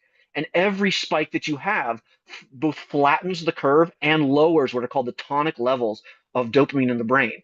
So people who have and this is where like ADHD is known as the low dopamine hypothesis. This is because they've generally had too much overstimulation or excitement in their life that it just causes these massive spiking sort of behaviors. Imagine a heart rate that's doing something like this. The heart just collapses instead of a nice steady beat. And so what Jesus is doing is he's reintroducing something that's reliable and rhythmic to your life that can get you out of this horrible spiking chaotic thing and introduce you something to a much more healthy curve. And most importantly, what that does is it takes you from the down here, the flat deadness of feeling numb and not being able to predict the future or not being interested in predicting the future because it's just awful, to a high level of dopamine where you're motivated for a future that you believe can be good. That's brilliant. Yes. Yes. Nicely said. Now, this is the viability. The problem with the historical summation of philosophy as being either idealist or materialist and trying to flatten all the discussions down to which one is it, is that it leaves out the truth that people need both. We need to, yeah, I can't remember, it was, I think during the women's movement when they said, picking up on man cannot live by bread alone. They had the slogan bread and roses. And we have to not only fill our bellies, but we have to fill the ache in our hearts and our souls. And we have to find that motivation to live, to be able to have it be worthwhile, like Ari's saying, to engage with life enough to take an interest and to predict what will happen and to try to shape our lives. You know, that urge to engage and shape can only work if a society is healthy enough to offer people the opportunities to succeed sometimes when they do that. But it's the transition out of the flourishing stage into the late declining stage of an epoch where a system has so much power over the people who've become its inmates, whether they realize it or not. And the powerful within that system have so much at stake in what they've invested in the status quo that the last thing in the world they want is change. Change stops being hopeful and promising and starts being threatening. And so they use that massive power that the epoch has built to ossify everything and stultify everything. And the easiest way to do that is to infantilize all the people who are part of that system. And when you infantilize people, you take their choices and agency away. If you take their agency and choices away, you depress everybody. You demotivate everybody. And now nobody is motivated to try to fix things when they go wrong. So why should they? All the money's going to go to you anyway. What do I get out of it? Nothing. There's no reason for me to help the society anymore. And the irony is we keep repeating this cycle over and over because the short-term reasons for each stage developing seem so persuasive that we keep repeating it every few thousand years.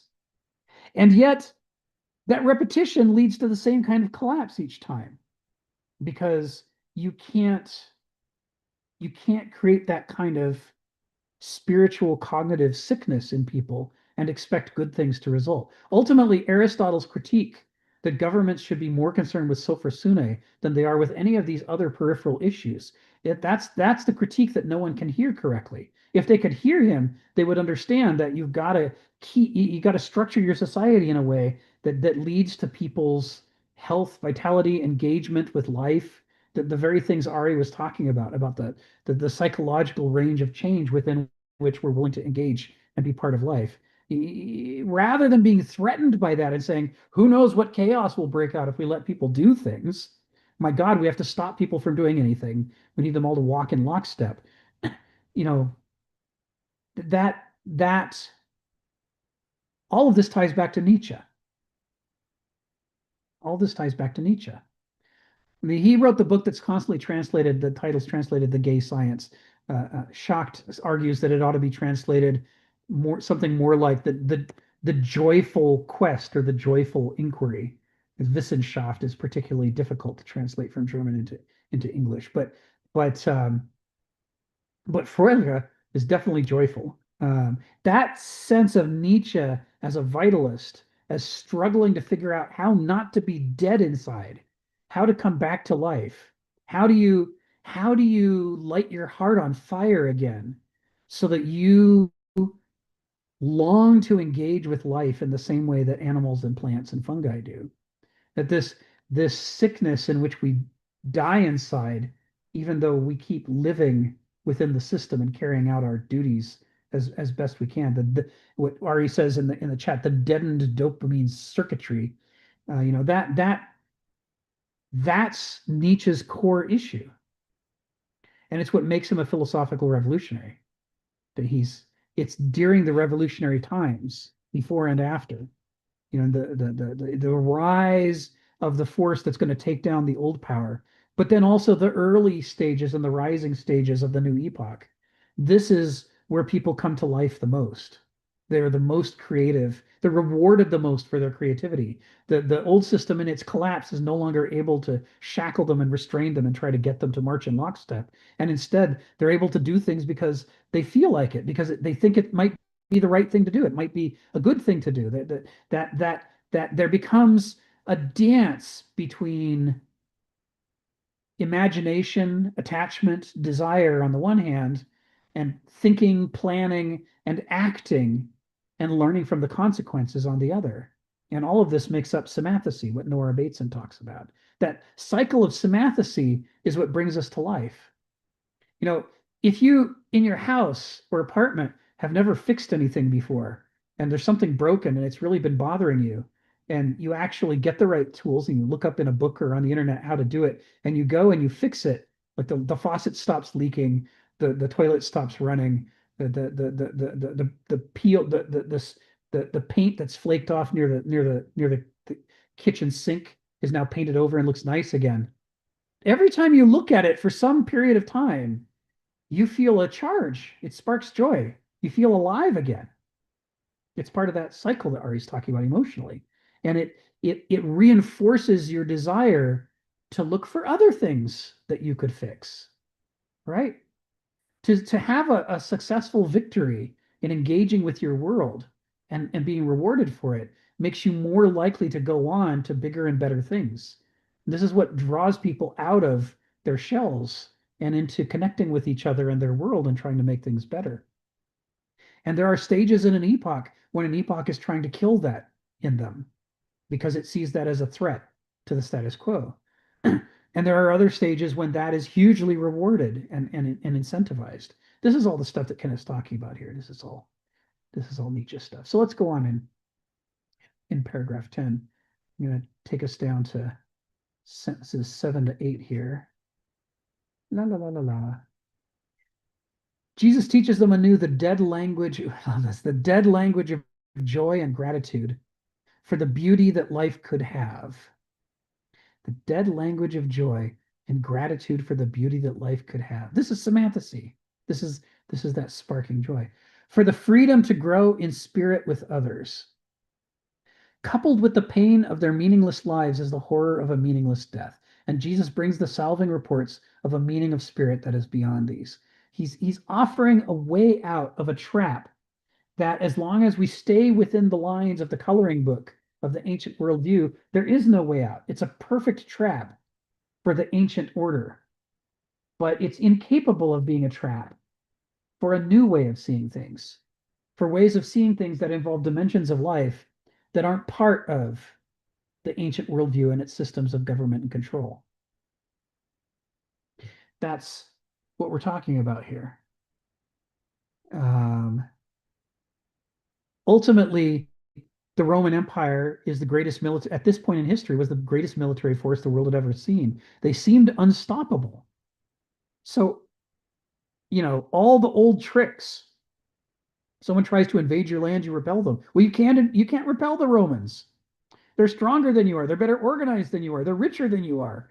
Those people drill all the fucking time. You have to be a farmer part-time. You can't possibly be as good a warrior as they are. And they've got endless numbers of them that they pay to do nothing but come in and take your land. So all of the tricks that have worked in the past to be free and to have a life of self-determination aren't working anymore. And thus it becomes the perfect labyrinth for people raised within that worldview. And then along comes Jesus, and I'm not saying he's the only one, but as the key figure in the medieval epoch, along comes Jesus and says, you don't have to have the sword to be free. You have to learn how to be free inside. If you don't free your heart and your mind, what is even the point of being free in any other way? He's getting at the spiritual life, the elements of the ancient world that was so important during the early stages, but that has become neglected and suppressed in the late stages. And we are going to see this exact pattern repeat in the medieval epoch, because the corruption of the medieval church is a corruption of spirit. And the rise of people like Martin Luther and others, that their rise is about a desire to shake off the rot and corruption of the spirit that has set in the late stages of the medieval epoch and have a new era of spirit. It's not a coincidence that they're harking back to the spiritually revolutionary, writings and teachings of the early church fathers. And likewise, it's I'm coming to you in just a second, Sharon. It's not a coincidence that in the late stages of the modern epoch, the thing that we're all struggling with is that same sense of futility and meaninglessness. As the government gets corrupt, as the economy gets corrupt, as it stops being a level playing field, as it starts to feel like the cards are stacked against you, that the system has all the answers before you even try to stop it. It's already stopped you from stopping it. it again encourages you to pull the same trick Jesus pulled and that people in the late medieval era pulled, which is to look inwards to have a revolution in a place they can't stop you from having it. Because the inner revolution leads to an outer revolution. Sharon, come off mute and tell us what's on your mind. Well, I just wanted to go over that last sentence. It says, coupled with the pain of their meaningless lives is the horror of meaningless death. And Jesus brings the salving reports of a meaning of spirit that is beyond these. So St. Paul, in his letter to the Galatians, talks about the 5 verse 22, talks about the fruits of the Spirit. And this is probably one of the few times he inculcates Jesus' teaching. And the fruits of the Spirit are 9 things: love, joy, peace, patience, kindness, goodness, faithfulness, gentleness, and self-control. And he is talking about the same Spirit, I think, that Jesus was encouraging his followers to engage with. Yes. Yes. It's one of the ways in which, although Paul doesn't usually quote Jesus the way Thomas does, that particular passage you're talking about definitely goes right to the heart of Jesus's teachings, doesn't it? So what are the different ways in which a revolution in the spirit can take place? What are the different gifts of the spirit that arise as a result of that? How can you live a more how can you become more alive to the world and to the possibilities of the spirit? Yeah, that's great stuff. Galatians, huh? I'll have to go spend some more time with that. Thank you, Sharon. Joe, come off mute. Tell us what's on your mind. Yeah, just really, one of the important things to mention here when we're talking about meaning. Um, you know, I think genuinely people are kind of looking for something similar. They're looking for connection of some sort. And what happens is when you lose the connection with the institutions and the individuals that are around you, then you go looking for different forms of connection. And so the distinction here, though, that's really important is that um, the this is the fundamental change in the relationship is no longer from individual to individual. It goes from individual to your personal relationship with God to someone else. And it's going through God. But this is a very important distinction because now it's like this mediator then also becomes the authority of truth. And that's where it really becomes problematic. So I think what you're starting to see here ultimately is that people, as you were saying, Rick, a moment ago, is that, you know, they feel like that the systems work against them, nothing's working. And they go looking for some type of replacement for that, meaning that the power structures themselves have failed. However, then those same power structures that overtake the old one then have the same problem that they don't necessarily want to give up their position now. My point being about all of this is that there is an important point that it is an internal transformation that needs to occur. But I think that that it's basically just nothing more than we're talking about fundamental ethics. I mean, and that's where I think that there's this, no matter what, that's where people are going to find meaning in their relationships and ethical behavior. And however that is going to manifest itself, it's going to happen. I mean, you know, that they're going to make that happen. So in this particular instance, they just created something else. The difficulty then becomes what happens when that breaks. And so meaning that if there isn't a sincerity that is inherent in it, that's where, you know, I think a lot of times that I have difficulties with individuals that say, well, you know, I believe in institutions of religion, but I don't believe in religion. Well, then what do you believe in? Which is pretty much nothing. I mean, so I mean, that's what you're literally saying. I believe in power. That is exactly what you're saying. Yes. And so when you say it like that, then be careful with what you get. Yeah, and the problem is that power isn't meaning. You No, know, no, it's the furthest thing from it. That's what you said it perfectly when it was the idea that the one thing it gets right is that it is an internal transformation. There is an internal freedom. There is this mastering of one's desire. You know, that is where you find the meaning. I mean, the only true meaning in this world is if you find, and very few people find this. I mean, not a lot of people find it, and I struggle too. I admire people that do find it. They find it in the gift of the act of the gift itself, meaning that they're the ability to actually um, be in a relationship mhm. with someone else, meaning in the ability to, you have to find it in like the fact that you're engaging with somebody else in an authentic way, that you're providing a service, but you see the service as the gift. Yeah. And that's what power gets away from. Yes. You know,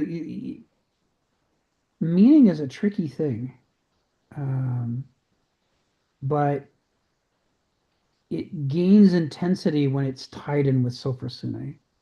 I posted a link to a YouTube video for anyone who's never seen a male pufferfish sculpt a mandala on the ocean floor to attract a mate. It's astonishing. It's a fish.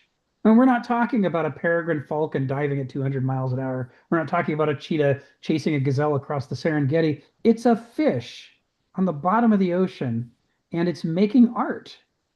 And it needs to make that art to attract a female pufferfish who will come and inspect the art and may or may not agree that it's a beautiful enough mandala to proceed.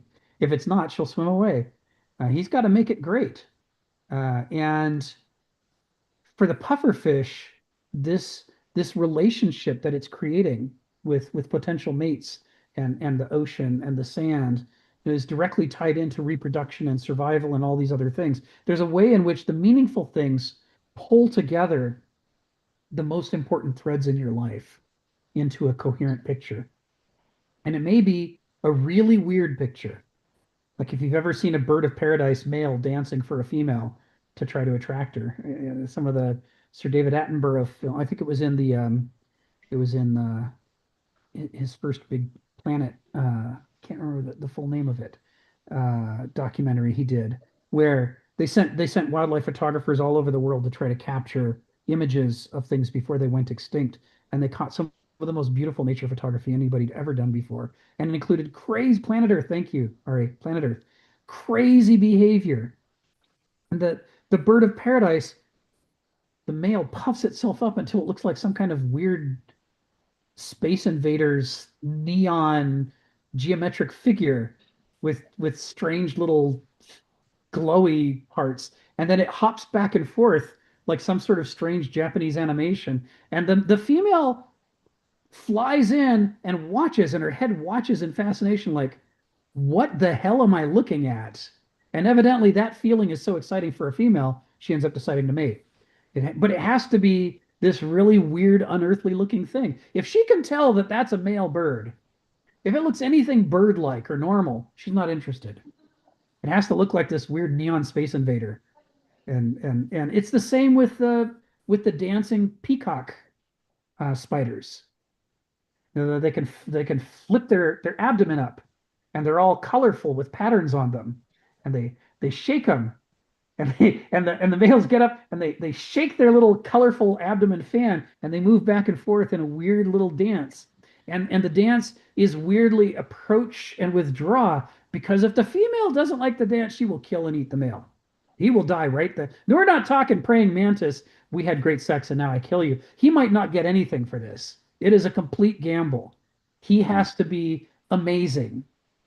But it's all about this relationship, and his life's on the line, and the future of the species is on the line, and the meaning for the spider is tied up in the intensity of the moment and how it ties to all these other things.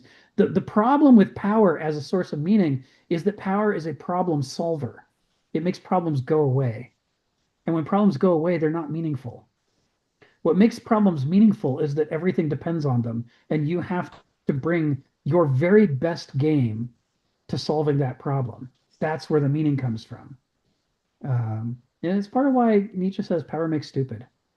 Um, but he's not someone who says no one should be powerful. And this is something that I haven't represented adequately on these calls before. He's he's a critic of excessive power, but he's not a fan of powerlessness by any means. And he's noting the way that in healthy systems, power gets channeled in very specific ways to concrete circumstances. Like, the power of the pufferfish, which is trying to create a safe place for the female pufferfish to lay her eggs. So one of the things they've discovered about these mandalas that get sculpted on the bottom of the ocean is that somehow the patterns of rises and falls and the zigzaggy lightning-like crests that go outward from the center, they shake up waves that would come in and sweep something away. They fall dead as they pass over this pattern of ridges and bends. And so they're creating like an eye of a hurricane spot in the tides. And if the female pufferfish lays her eggs there, then the eggs won't be swept away and they'll be able to hatch to fruition.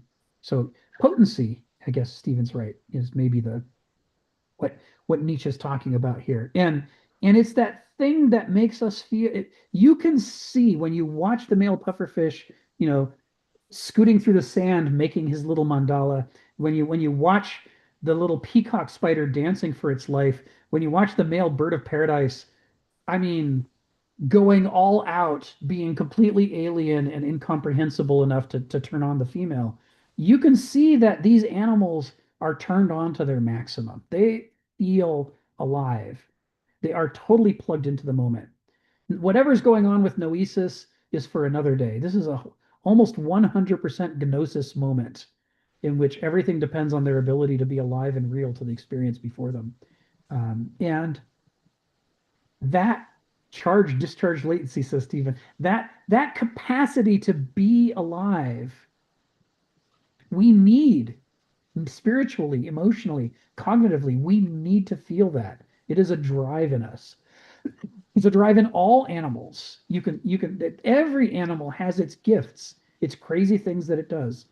Like it could be the Sengi of Africa that spends its life obsessively wandering around these tiny little looping freeways that it makes on the hard packed soil of the savannah, and it clears off obsessively, obsessive compulsively. It clears off every blade of grass or twig or anything that falls on the track to make the tracks completely perfectly clean. And you're thinking, I don't know why on earth it's doing this, right up until a predator tries to take it.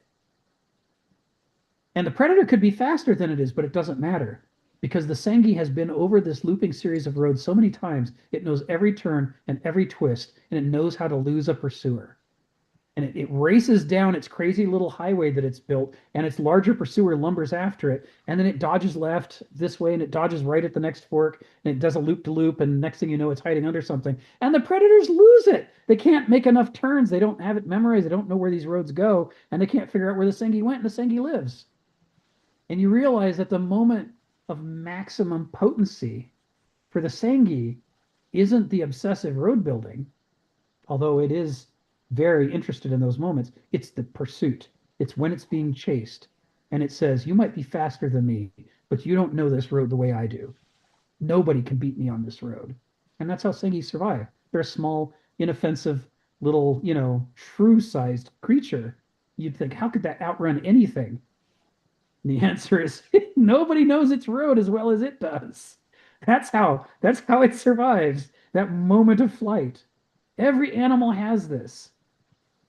And it's the And thing that human beings are always longing for. We're always starving for, along with culture, is how are we going to structure our lives so that they will create these recurring moments in our life when everything matters, when it matters that we have studied and practiced and drilled and built up our capacities, our arete, to get to this moment when it matters, the kairos, the season when the arete matters, and by acting in that moment, we survive and make the world better.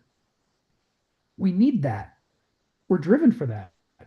And when an epoch or a system kills that in us and infantilizes us and prevents us from having the time and energy to develop those capacities and prevents us from having the opportunities in life where things matter, when there's things at risk, if it does that to us, then it hollows us out, it makes us unable to survive.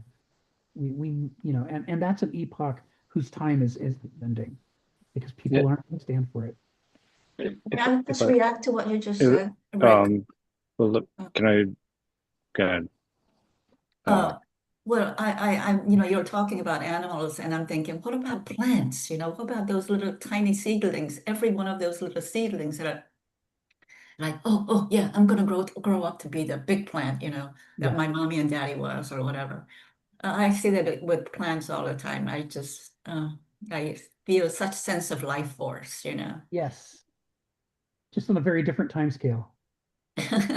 Yes. Yeah. Yes. the one thing I would say really quickly, um, you know, it's worth asking, you know, what is it fundamentally? Because it doesn't, there isn't something supernatural that's going to change in you if you just start following these, kind of belief systems overnight. So then what is it that fundamentally then changes? And what it is it's an ability to participate. And what I mean by that is it's an ability to engage with others. Yeah. And so from that, this is where the authenticity is so important. But, as you mentioned, even before, this idea that there's a certain degree of adversity and overcoming and persevering and all these things. And that's why people who think technology is going to solve all our problems are nuts. But the reality is that what is it facilitating fundamentally? You have to ask yourself that. What is it that works? What was it that was working or that is working? And those are what then facilitates a relationship. Those are the virtues. I mean, plain and simple, that's what it is. So that's where meaning is derived from. But it is as you mentioned, sometimes the inability to pursue it because of, for whatever it may be, or are distractions. And that these are things that get in the way of those fundamental needs for connection. Yes. And that's what, and once that happens, and then all of a sudden you start to see this fragmented form of consciousness. And unfortunately, there's a lot of other things that go on today as far as communication systems are problematic as well, as far as creating a fragmented perspective on the world. And therefore it's very difficult to engage with people in a meaningful way. And I don't know. Anyway, that's a whole nother thing. But there is an element of truth there too. Yeah, I'm with you. Thank you, Joe. Donald, come off mute. Tell us what's on your mind.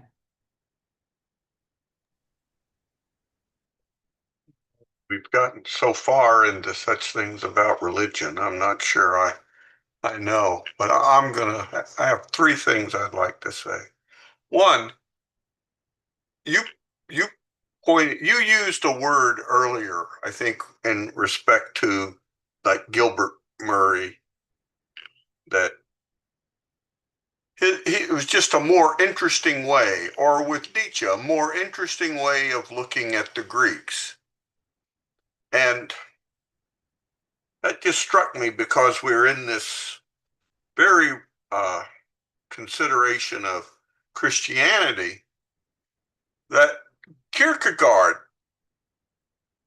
interesting, is Kierkegaard's critique of modernity. That we don't make judgments. We find things interesting, not interesting, whatever, but never true or false or valuable or good. You know, they're just interesting. And we're right here discussing something that's not if we put it in the category of interesting from Kierkegaard's perspective, then we're finding a way to distance ourselves from it, free ourselves from it, not become caught up in it. And I kind of also was thinking like it's I think right to attribute to Kenneth a lot of his views on Christian values and Christianity to Nietzsche, but he knows his Kierkegaard too, and I think some of this, I think you'll find Kierkegaard's critique seeping in here too,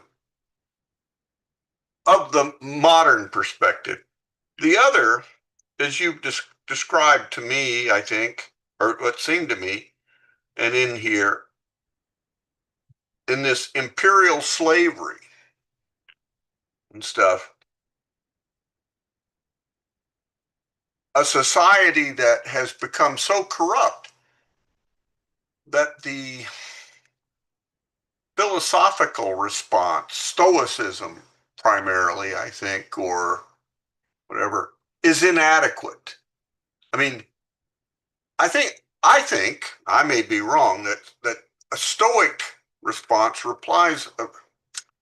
implies a society that's least uncorrupted, that it'll leave you alone. It maybe won't help you be a good man, but it'll leave you alone to be a good man on your own. And I think Rome got to the point in facilitating this revolution where it wouldn't leave you alone. You couldn't just go be a good man. It had to mess with you.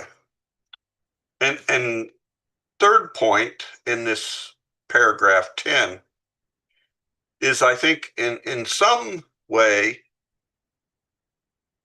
where the sentence, coupled with the pain of their meaningless lives is the horror of a meaningless death. Well, the parable of the grass, the wheat and the grass, has the same structure. It's the wheat corresponds with that meaningless life, because you're there growing with the weeds and you're not sorted out or anything. But then the reaper comes and the wheat and the weeds are separated. I mean, it's interesting that Kenneth here, I think, actually began with the answer and then ends with the problem instead of presenting the problem.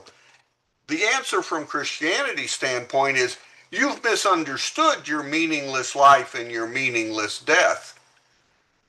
You are the wheat among the weeds that then is separated. And in that second life, I don't know, I'm not sure, this is my theology grows thin, but something better happens. The second life is not meaningless, you know.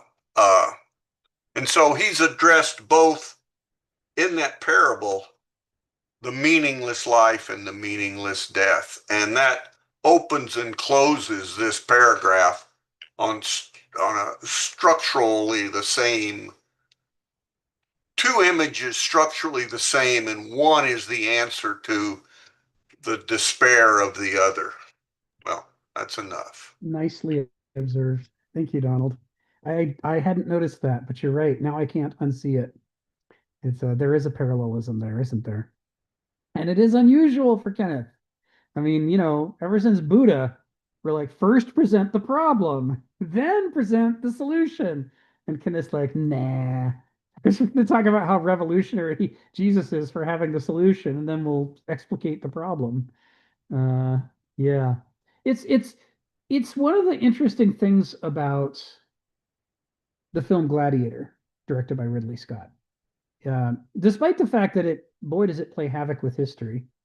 You know, Commodus was not, in fact, killed in the in gladiatorial combat in the Colosseum. That did not happen. But it strives to show exactly what you were talking about the late stage of an epoch. When it goes when it you part of the way that you know you've left the flourishing middle stage of an epoch and entered the late declining stage is that the system has become too greedy for stoicism. It won't allow you to go about your life. It wants more than you are willing to give. It now wants more than is sustainable.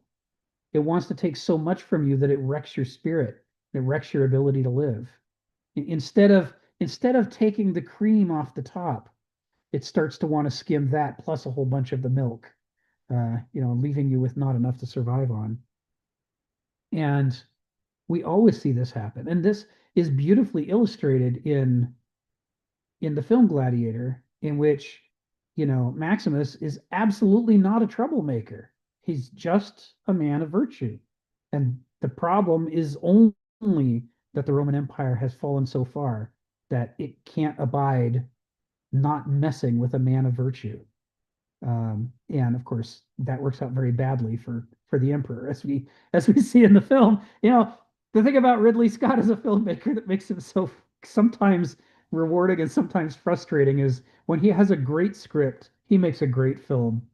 Gladiator, like Alien or Blade Runner, is a great film. It's just visually stunning and emotionally moving. But boy, when he's got a bad script like Prometheus, it's like, why are you serving this filet mignon with I don't know what toothpaste? It's like these things do not go together. You can't. This is not how DNA works. This is not how scientists think. None of this makes any goddamn sense, Ridley. And what makes us concerned is you can't seem to tell the difference between the good script and the bad script. We just have to hope people keep throwing you good scripts more often than they throw bad ones, because man, it pays off with something like Gladiator when he gets a good one. There's my little Hollywood spiel that has no direct relevance to the film, except for what you were saying. Gladiator illustrates that sense of if Commodus could only resist the temptation to meddle in Maximus's life, the whole arc of the story would have been different. But he just can't resist. He just has to go too far. Well said and good, well illustrated. Thank you. It just made me you made me think of it. Your point was very well taken. All right, so I said we'd make it to paragraph 11. We have made it to paragraph 11. Let's dive in.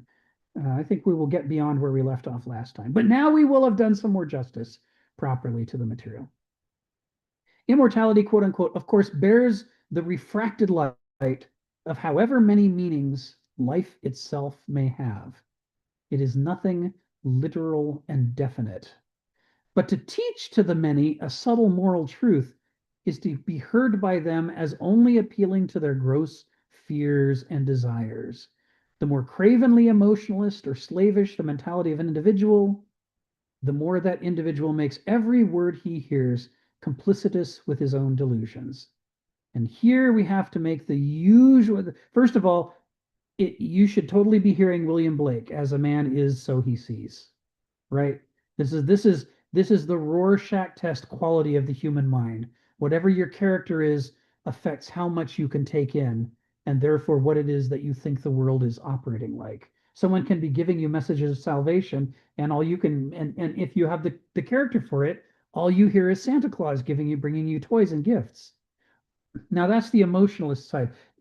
We have to make the correction here that we often have to make with Kenneth. It is his intent not only to critique Douloy, but to critique Benoussoy. But sometimes when he's writing, he only hits one and not the other. He always means to hit both. Both half-witted strategies of life frustrate him the way they frustrate Nietzsche, the way they frustrate the Greeks.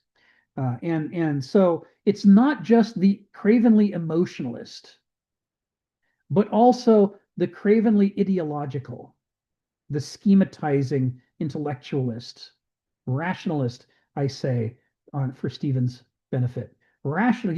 He's also criticizing the rationalists at the same time, because there it's not their fears and desires, it's their ideological drives and malinterpretations of life that affects what they can hear in the message.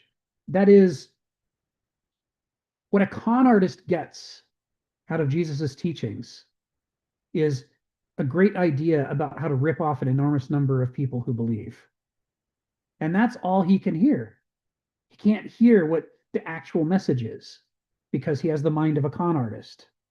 So this is what all Benoussoy are, in essence. Everything fits into their ideology, and the ideology then, how do I make a profit? How do I gain power? How do I gain status? How do I climb the social ladder? How do I get over you? How do I become the crab climbing on top of you in the boiling pot of water? That's the intellectualist, noetic, Banausic equivalent to Kenneth's criticism of the cravenly emotionalist. And really, the clue is in the word slavish, because for Kenneth, both the Banausos and the doulos are slavish forms of mentality. They are, in fact, the two slavish forms of mentality. So even though he only called out the one, he meant to call out both. He's writing on a deadline, right? Although Gary Groth would tell you that Kenneth blew many a deadline. Plenty of issues of Comics Journal came out with no installment of the of Millennia Microcosm in them. It all depends on if the muses were singing and how long did it take Kenneth to figure out how to say what he needed to say. But it shows up at moments like this. This is one of those moments where you'd say normally Kenneth would slam both half-witted strategies. Here he only slams one, but he does allude to both of them with the term slavish. And you learn to read in the missing part. And someone less familiar with Kenneth might say, "Oh, Rick, what are you doing? You're rewriting Kenneth. You're how do you know you're not distorting Kenneth's message?"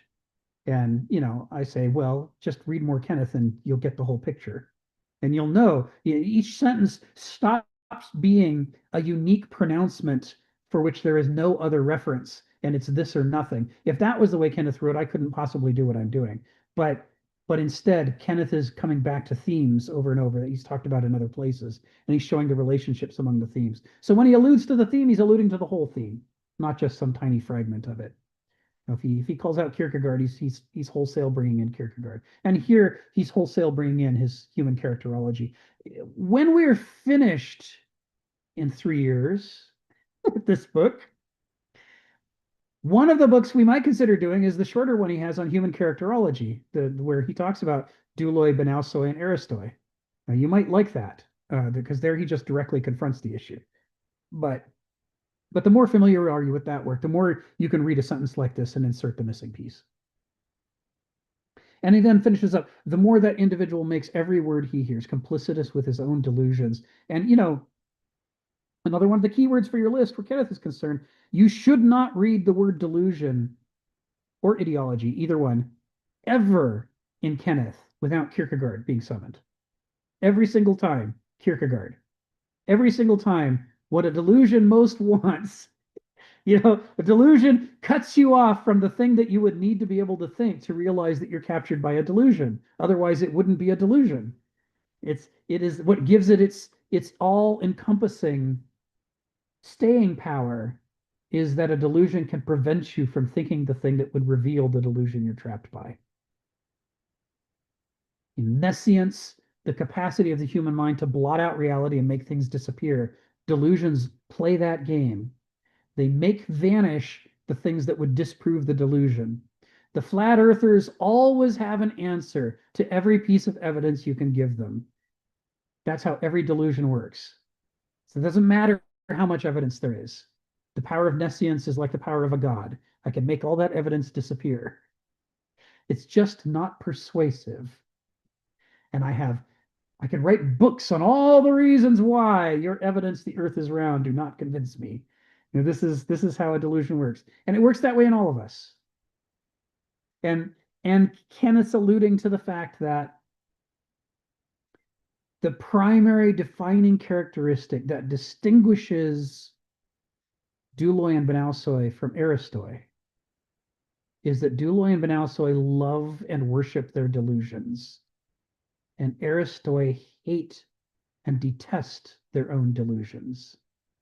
It's like the difference between a practicing alcoholic who's living in the bottle and a non-practicing alcoholic who has learned to view the bottle with contempt and to view his longing for the bottle with contempt because he knows he has a problem.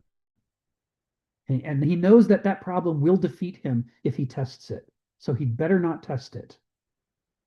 And this is why if/when I eventually write a book on philosophy and I get through the Kenneth stuff and the Heraclitus stuff, the thing that I'm probably going to write about is about the idea that the defects in human character that evolution has heaped upon us through our weird evolution, through our weird development into the form that we're in, the flexible animal, takes the form of an addiction, and the addiction is to delusion.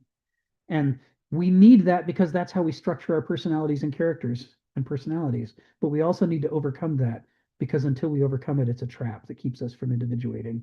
All of this is just a summation of Heraclitus and Kenneth and so on. And this is what he's alluding to here. He's invoking this. And so what he's saying in these first two sentences is that issues of immortality are very fraught with peril around human beings because we are so needy and full of desires that we project with enormous force onto the evidence around us. And especially if there's no evidence, but something is just an exciting idea, we rewrite that idea instantaneously into the form that will satisfy our desires or ideologies. And we don't even notice we're doing it. We're just so proficient at it. And it makes it hard for human beings to talk meaningfully about immortality, theology, wisdom, you name it. If it's big and juicy and important, we tend to just Rorschach test it all. That's what he's alluding to here. So he starts out by questioning the word immortality. He then goes on to question the word rhetoric. Rhetoric is famously the art of telling people what they want to hear, of controlling crowds through their pre-existing appetites and prejudices.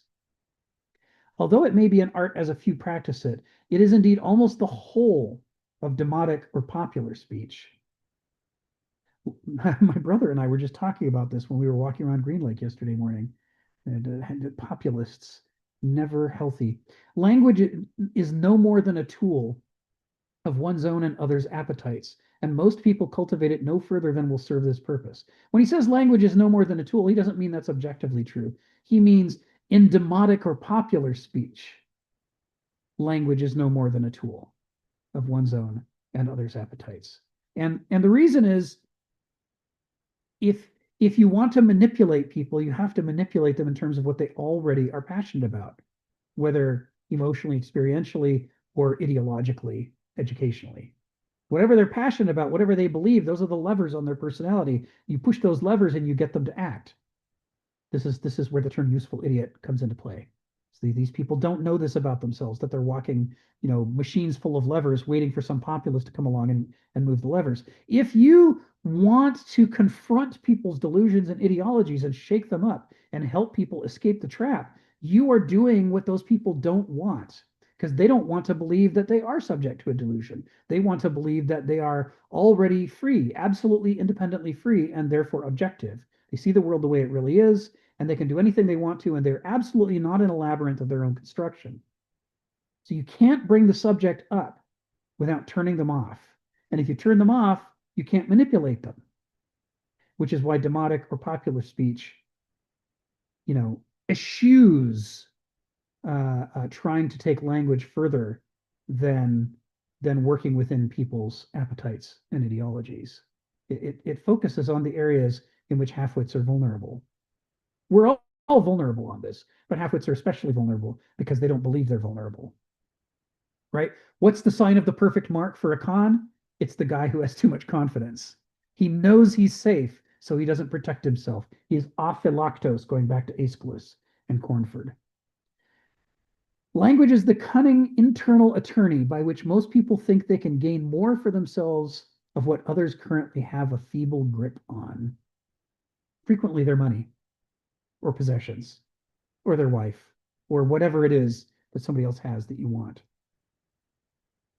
This is when people talk about a certain somebody as being a stupid person's idea of a smart person, this is what they mean. They think that being smart means that you can manipulate others to get what you want, and that's what intelligence is. And it shows the limits of the Banausic mind, that's the smartest thing they can imagine. When mobsters call themselves smart guys or wise guys, this is what they mean. Other people are too stupid to use force and cunning to get what they want. But we're smarter than that. We're the wise ones. And that's all wisdom could possibly consist of. How to get what I want. Pragmatism, utilitarianism. How do I achieve my desires? Preferably at other people's expense, because if I see other people losing, then I know I've won. If I have this half-witted mode of thought. This is what he's critiquing here. Premier among the fears, so profound as to be unspeakable for most people, is the fear of dying, of ceasing to see or feel or desire. Bye, Jenny. Most people do not grasp the absurdity of squandering one's precious little life, spoiling its whole quality by obsessing about losing it. The limits on our lives serve a salutary natural purpose. And by the way, that's worth pausing over. That is a profoundly Greek idea, that it is good that we die because it forces us to prioritize and not squander our lives. Or at least to those who could bear to think about death, it creates the opportunity to prioritize and not squander their lives. For those who prefer a less existentialist and more escapist approach, it doesn't work. Death doesn't serve that function. They just fear its loss, and so they don't think about it, and so they don't prioritize. And so they sort of blunder into death, surprised that it happened. The limits on our lives serve a salutary natural purpose and should appeal to our natural wisdom, not least of all by imbuing life with gravity and weight that should make us take it seriously and sanely and glean what is most of value. It's one of the things I always loved about working in the medical profession. People in the medical profession, they experience death on a regular basis, and it makes it harder, not impossible, there are always exceptions, but it makes it harder for medical professionals to avoid thinking about death. That prioritizing function that says, I better get my shit together. I better set aside the chaff and focus on the wheat in this situation because I know the clock is ticking. Because just yesterday, a guy died that I was taking care of. And last week, a woman died that I was taking care of. And we did everything we could and we couldn't save them. So I'm reminded over and over, right? That memento mori, a term that Kenneth brought up earlier in this chapter. I'm reminded over and over that it happens. And that tells me I better think about what is the most important thing that I want to get done before I die so that I can make sure that I do. That's how it's going to happen, by prioritizing. Sharon, go ahead. A story. Please. So I became a junior professor when I was 28 years old, and I was at the University of Miami. And this just illustrates what you were saying. And that's a tertiary referral center. And I saw all these people many, many times come in that and they were supposed to be living their golden years, and they were in their 50s or 60s. I'm still in my 20s now, not even 30 yet. And every time they left me, I mean, they went on with their life. It was something catastrophic. They were either missing a body part or something, because I'm an anesthesiologist. And then life had changed drastically for them. And this was supposed to be their golden years. Well, sitting there one day, I realized the things I want to do. I want to travel. I want to do this. I'm not going to wait. I am going now. So what you are saying is exactly what I experienced. And so I started going from the time I was 28, 29. I just decided I wanted to see the world because of the fragility of life. Yes. Yes. And that's the point that Kenneth is making here is that, Homo sapiens, many people talk about the hope that medicine will cure death and they'll be able to live forever. And in this is what he's alluding to all throughout paragraph 11, this issue of immortality and what does it mean to human beings. And the problem is none of these people are thinking clearly about the fact that we are a species that evolved to die. And that's not an accident.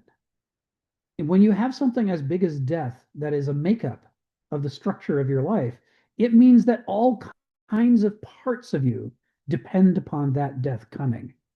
And part of it is, for how long is human character designed to be healthy?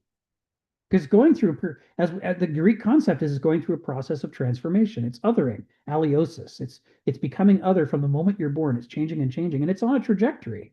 Is that trajectory designed to go on forever? Why would evolution have designed a human character designed to go on forever when people all die long before forever? So our character, is gonna. There's no reason to think it wouldn't be the case that after a certain period, and no one knows what that period is, the processes of development of our character would lead us into trouble that evolution never prepared us for. Go ahead, Sharon. I can see you came off mute. Still, that there's a kind of exhaustion that comes as you get older. Because I went away recently, and one of the oldest guys on the trip was 91. He was keeping up what he was doing, and he was vice president of research and development in a big company, and he had retired in his 70s. And he looked at me one day and he said, I'm tired. Not physically tired. He says, I'm just tired of being, he said. So I think there's a kind of exhaustion that come with it, and not too many, I don't know if too many people express it, but that's the built-in obsolescence, I want to say. It might be, right? Yes, I'm not sure. I'm just postulating. Yeah. Yeah. It comes from the idea that, you could take any person with their existing character, make them live forever, and there would be no negative consequence to speak of. It comes from assuming that good things just happen to be. It's a failure to understand that anything that works in any living organism works because billions of years of evolution through trial and error have got it to the point where it works. And they've done it according to the conditions that actually exist, that these organisms actually go through. And immortality is not something that any animal goes through, except possibly that one jellyfish. And even it has to reset back to the beginning over and over, right? If we could all restart as babies, maybe we wouldn't have the problem. But that's not the kind of immortality people are fantasizing about, right? They're fantasizing about being a god. And it's something the Greeks talk about, is this idea that the gods, to be divine, to be sacred, is to be very different from a human being. That they have to eat different foods than we do, right? The ambrosia they eat, not food. They eat ambrosia. And they don't drink wine or water, they drink nectar. And they don't have blood in their veins, they have ichor. If they had the same things that we have, they would have to live our life and not their life, and then they couldn't be gods. They are alien to us. They are other to us. They are, to put it in completely anachronistic Darwinian terms, they are a form of organism that is highly adapted to an eternal life. And therefore, they're not like us, because we are highly adapted to a mortal life. That's the only thing we've ever experienced. It's the only thing that nature has prepared us to be healthy within, to be sane within. And thus, we find that when used correctly, as terrible as death is, it's also a gift, like in exactly the way Sharon said. Got her started on her bucket life, her bucket list early in life, right? She knew I got to prioritize. If she lived forever, what would be the motivation to prioritize? It's much harder for us as animals to do something healthy or right if we think we have forever.